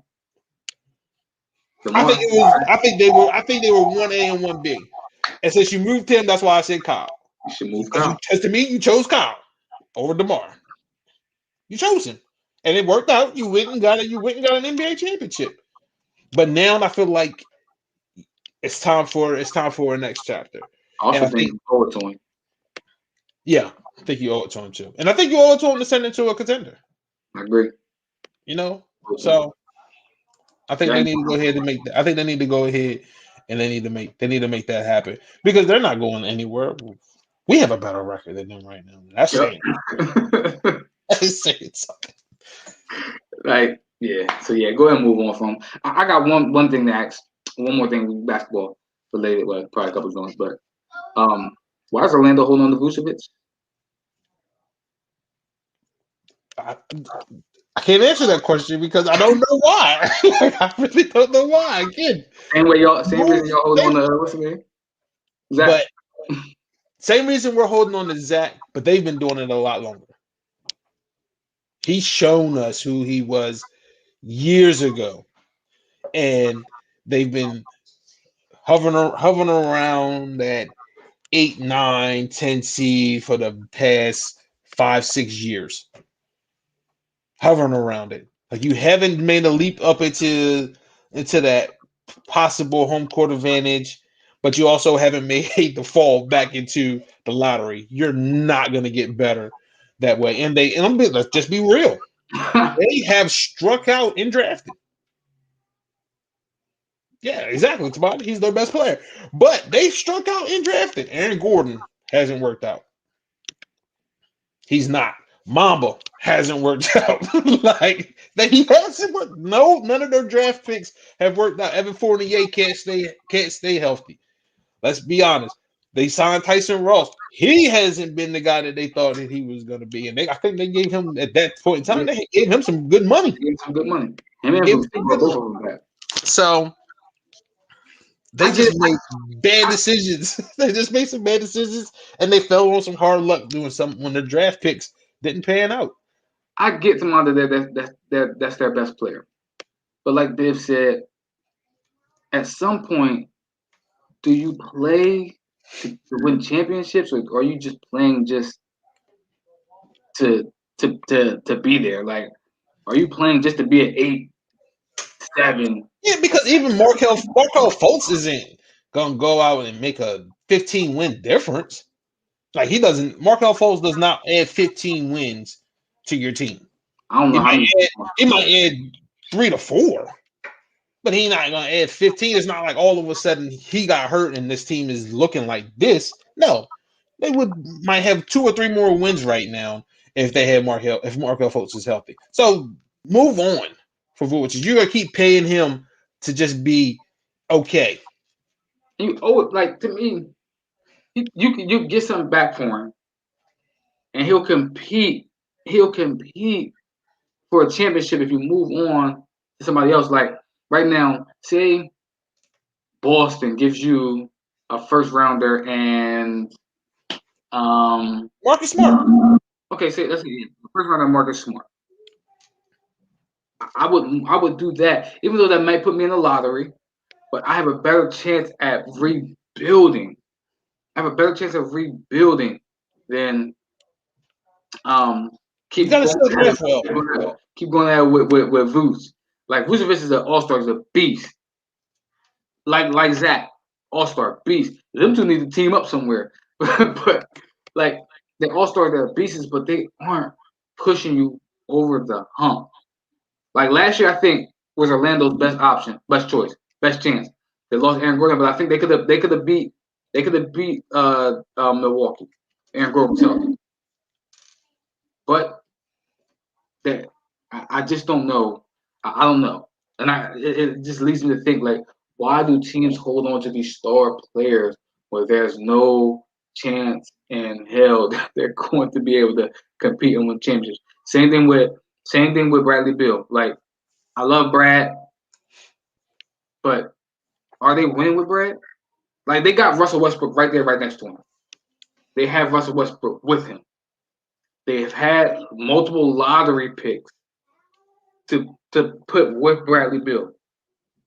It's just Bradley Beal's good enough, so you're not picking top 10, top 3, but he's not good enough to carry you to a home field advantage, home court advantage in the first round. So from that, you have to start figuring out. And again, y'all bad with contracts because you got I don't know how you have that type of player and you're not making the playoffs, but then you have no money to put around you to get better. You got to start figuring out how to move on.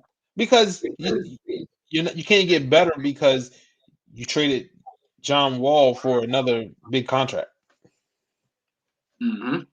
You know what I mean? You trade John Wall's contract for Russell Westbrook's contract, so you're still in the same financial situation that you were in. Like you didn't do anything except for change a point guard that can't stay healthy to a point guard who just, let's be honest with ourselves at this point, can't win games.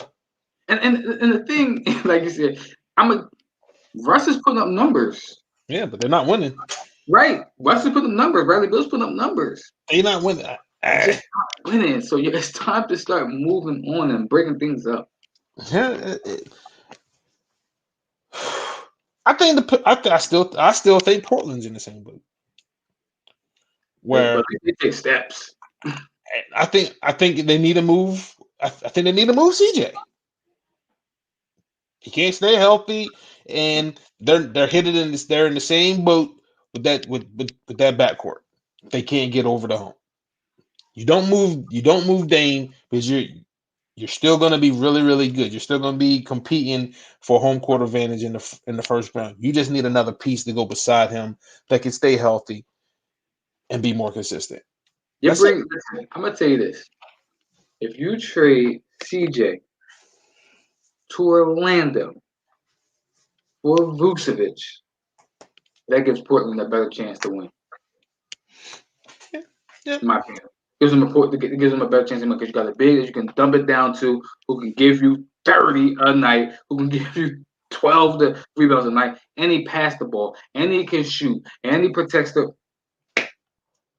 So that he's available because Nurk's never available for you, right? Nurk, like you said, Nurk is never available, and like you said, CJ get injured. CJ walking bucket. Not gonna lie to you, he's a walking bucket. Absolutely. But we just saw that CJ was out. They did not skip a beat. They didn't skip a beat with CJ being out and him coming back. I get it, but ain't nobody picking them. Let's be real. Nobody's picking them to come out of the West. Yeah, they're better with CJ than not with CJ. They're more of a threat with CJ than they're not with CJ. I'm not But giving up no faults for CJ, man. I need Vucevic. I didn't even address that. But I didn't even address it. But CJ with Dame has not gotten you past the Western Conference Finals. And the real, let's be honest, you only got there because other things had to happen for you to get there. So it's time to move on. It's time to break things up. It's time to see what you can do in other places. You gave it a good run. They've been together for a while. Wow. Yeah. They've been together for a while. It's not like they haven't been together for a while and they have not made that climb and got over that hump. It's not like In their 30s. yeah, it's not like they're still in their mid to late 20s and they've gotten over that hump. They haven't gotten over that hump. And I get it. I get it. You ran into some teams. What did he put up? What did he say? Yeah, he laughed at it because he didn't even believe in himself. He laughed at it because he didn't even believe in himself. But yeah. Anyway, I'm gonna be honest with you. Things could happen, and the chips could fall that way. But if everybody is as is, if everybody's healthy, the Blazers are probably the 5th best team in the West. tough out. They'll be a tough out. But this is what I'll say. They have Dame, it's a chance. If games are close. They have Dame, it's a chance. It's like Steph. You got Steph as a chance. But is anybody picking y'all? No. No. We will be shocked. Like, y'all know I'm high on Steph. Steph and them, if Steph and them go, let's say Steph can get to a 7 seed, 6 seed. Steph and them start playing against the Clippers. I'm not picking Steph and them to beat the Clippers in a 7-game series. I'm not. Listen, I'm barely picking Steph and them to beat Luka and them in a 7-game series. I'm with you. Like, I love the greatness of Steph. Shout out to Wiggs. He had 40 last night, though. Go ahead, Andrew Wiggs. Facts. Listen, 40 last night. If that Andrew Wiggins show up, we get that like how long you been in the league? 7 years, 8, 9 years, 10 years, 11 years. I don't know how you get that like once every 7 years. You know what I mean? That Andrew Wiggins won't get aggressive. It's like Andrew Wiggins. He wake up one day and say, "I was the number 1 overall pick. I'm gonna act like it today."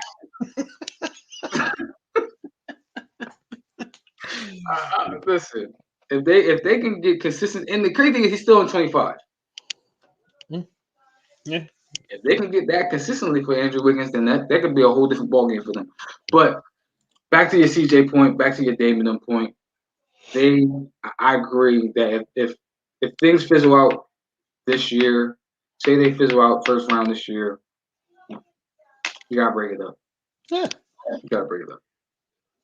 Yeah, you have to move on from CJ. You tried. You can't say you didn't try. You can't say you didn't. You brought in other pieces around them. Think about it. They've had Trevor Ariza. They've had Rodney Hood. Like, they've had guys around them building around the backcourt. But it's not worked. Yeah. Move on. Get something for CJ. Try it again. Yeah. I'm with you. That's the craziest thing in sports is holding on to in basketball, holding on to stars or secondary stars that don't put you in a position to be successful. Yep. I've never seen it in no other place. It's just crazy. I'm getting ready to say this. Milwaukee. If you can't get over the hump, it might be time to move on for Chris Middleton. Chris. Yeah, but they gave him that money, so they ain't gonna move over him. But I'm with you, like, the name of the game is to get better, especially like with Portland. They're so close. It's so close. Yeah. Yep. Especially when you're not a Who big was in free the agent. conference finals? The The Portland? boys talking about 2 years ago, Yeah, no, in in 2019. 19, when Clay was hobbled and KD No, was hobbled, they smacked. and They lost. They lost to Golden State that year. yeah, and Steph still beat him. like, Smacked them. I think they swept them. like, like, nah, man. Like, and again, that's their greatest achievement, right? They went up against Denver, a young Denver squad. The second round, I think they went up against somebody probably wasn't supposed to be there. Oh no, I think they beat. I don't know. But listen, let's talk about the year before, Damon, where they got swept by AD. When they just had all they had was AD. They had Drowdy, but come on, man. Nah, Rondo was hooping. Oh yeah, that's right. You're right. Rondo. They have Rondo there as well. Rondo was hooping. But I feel you though. They still should have got swept. By AD They Rondo. should have got swept. Come on, man. Come on. Like I said, I love it. Love them. They're two good players, but I Yeah, think this will be their 8th year together. In 8 years together. they ain't have Melo. Okay. In 8 years together, you've gotten to what, one conference final? Mm-hmm. And that was almost a fluke. Most people, it was a fluke. It was like, oh man, they just made a good run. And actually, I think the year that they win it in 19, that was the year that they beat Russ and them. That's what you want to hang your hats on? Beating Russ and Paul George, playoff P and playoff Russ. That's what you hang your hats on? Beating them. We just saw what happened with Paul George, who had Kawhi Leonard. And I think it was Melo that was on that team too, right? I think Melo was on that OKC team. I think he was on that team too. So. Melo was on that OKC team. So maybe I mean I don't know. Y'all got I don't know. All I know is right now they 6th. That's all I know. Right now they 6th, and I think that's exactly what they are. 5th or 6th best team in the West. And I'm gonna say this. I'll say this. If there's one team I think that Golden State can beat in a 7-game series, it's Portland. there's one player. Some reason Steph Curry get up when he played Dame. For some reason, he get up when he played Dame. He do. He gave him 62 earlier this year. Gave him 50, another 50 in another game. I think they like 2-1 against them this year. One team he get up against is Portland. Portland bear hope that they don't see Steph Curry in the first round. They play in tournament. If he catch them in the play-in tournament, it's a wrap. It's a wrap. I'm sorry, Lamar. It's a wrap.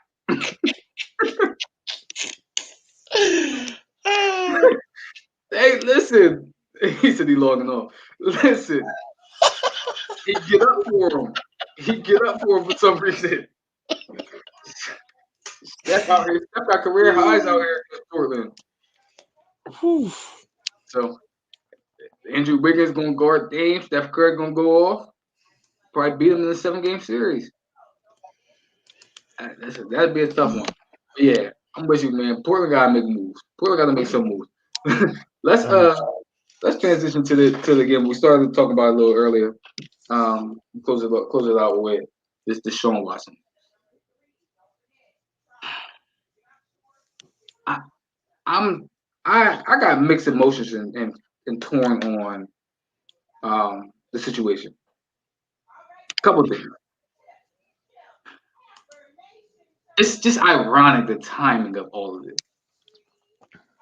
It's, again, not saying that he did or didn't do it. You know what I mean? If he did it, I think that he needs to face there need to be repercussions. I got 2 daughters, and I don't want them to live in a world like that.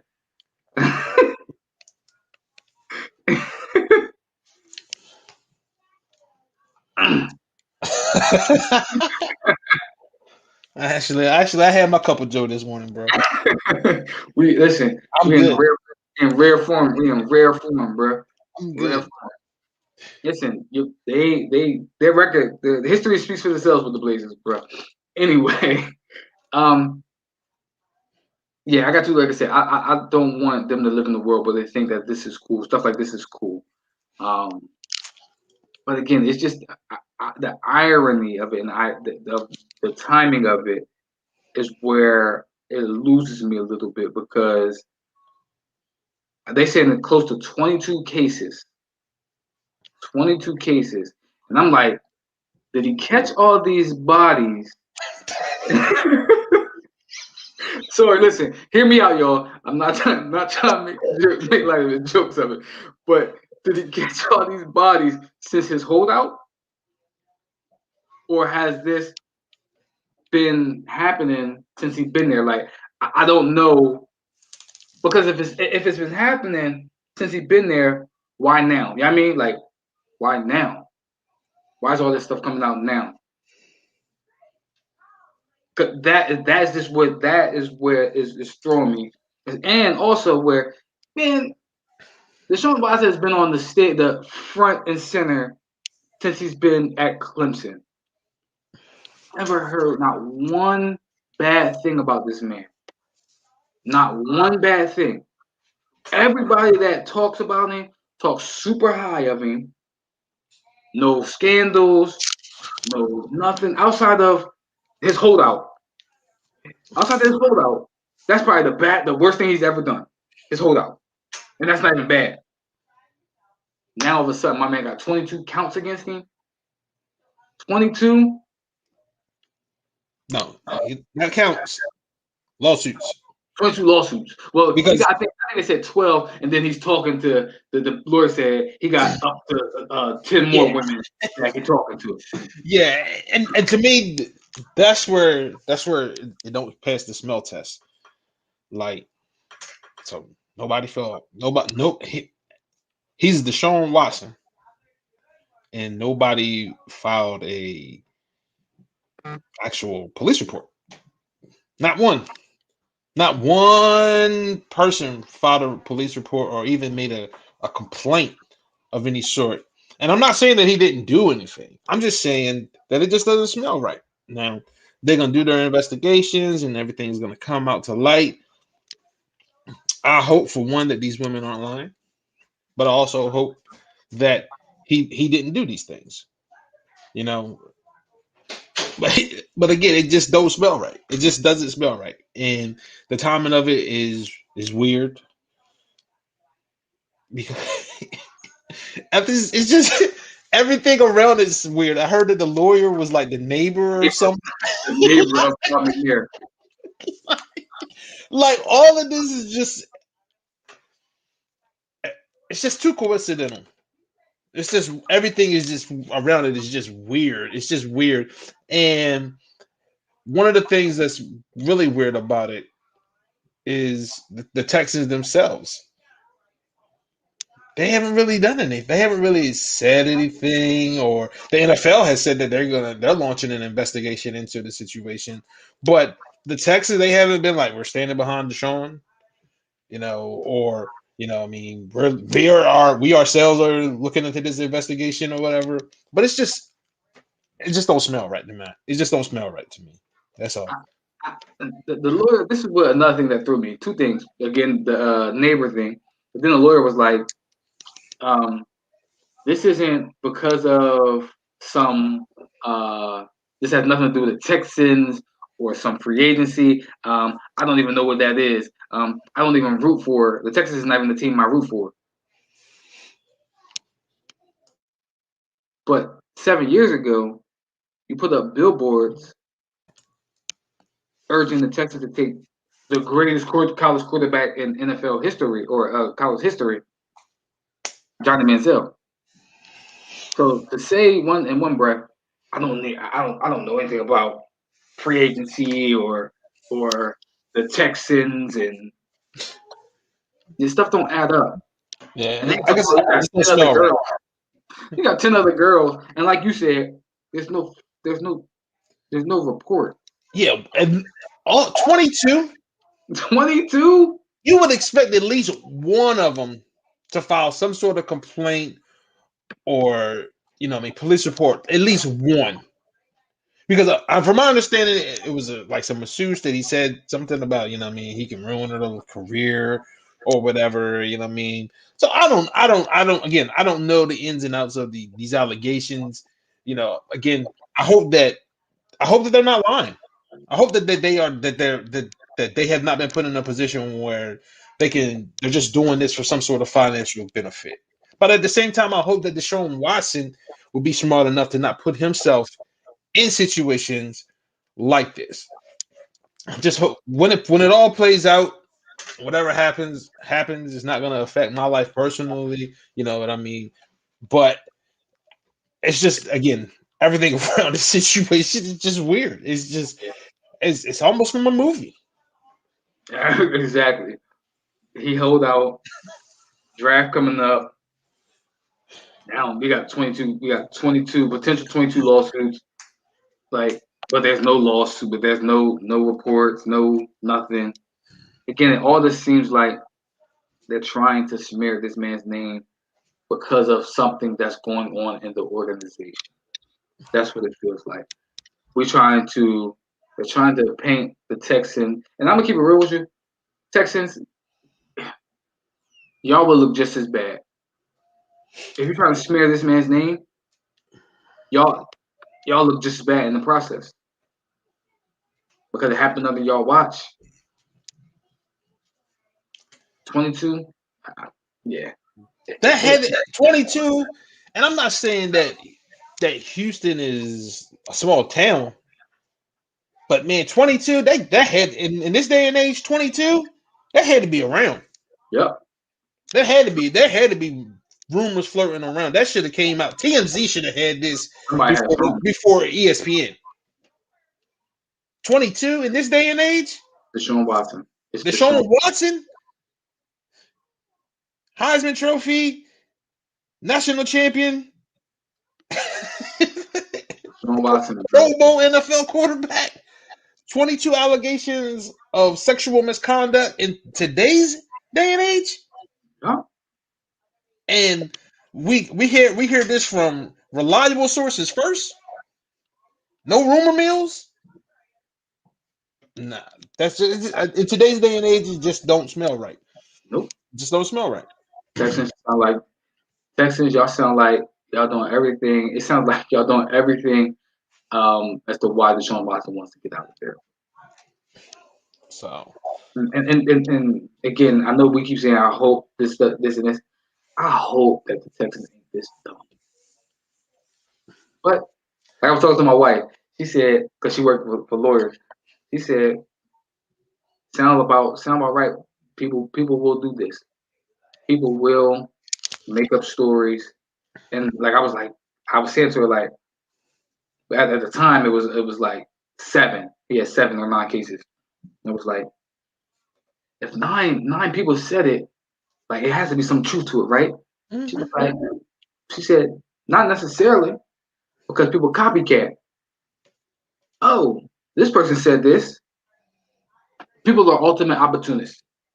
Mm-hmm. Somebody said, and again, it could be some truth to it, but it could be people are ultimate opportunists. That person did something. That person said they're trying to get away with it. I'm gonna try to do it as well. Yeah, and I'm going to be completely 100. I'm not going to say that all 22 of them are fabricated. I'm just saying that if it was that many, it's hard to believe in this day and age, we had to hear this from ESPN first. And the thing again is, like you said, all 22 might not be fabricated, but I would say, people know we live in a world where people. It's emotional. It's emotional. So, like, he may have had intercourse or a sexual relationship with someone. They may, and he may not want nothing further than that, past that. Now you get emotional. Now you say this happened, and you see it all the time, especially a young black superstar quarterback. See it all the time. So, it's crazy. It's unfortunate. I'm going to wait till it all plays out to pass judgment on my thoughts on it. But it's just again, it's just ironic that all these things are happening as soon as my man is holding out. And like I said, if it's 22 of them, and did he do it since his holdout, or has this been happening? And now because he's holding out, people want to leak things. With you. That's just weird for me. That's weird. Hey y'all, that's our show. If you liked it, if you enjoyed it, we appreciate it. Make sure you tune in, tap that subscribe button, comment, be involved in the show. Also, follow us on our Facebook page. Our link tree is in our bio.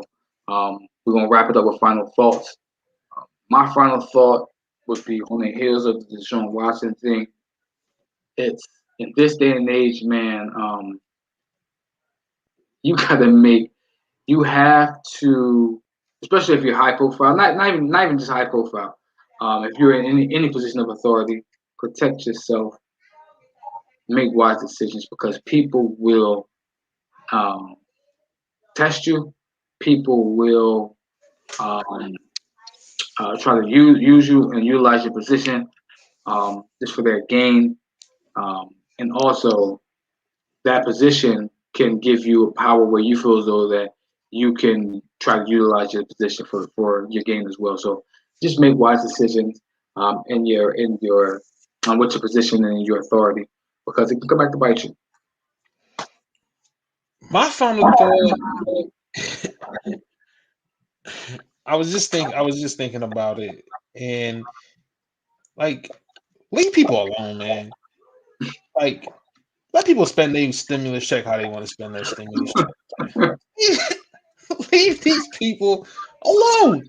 If people want to go out here and put their money right back to the government or to big businesses, big tech, whatever, then let them do that. Everybody's not into investing and all of that, and some people just don't care about the responsibility of paying bills. Let them do that. Let them do that. It has no effect on you. It's not a reflection on any particular race or anything. That's just that individual spending the money how they want to spend their money. Leave people alone, man. Life's short, man. Life is short. Let them people live how they want to live. Leave people alone. Yeah. Hey, listen. If y'all want to spend a couple of dollars on your stimulus, and invest and speak on it, man. Listen, so be it. Man. I mean, like I said, man. Hey, listen. That's our show, man. Again, I'm excited for the show. Thank y'all for tuning in. Until next time, y'all. I'm gonna holler at y'all. Speak on. Peace.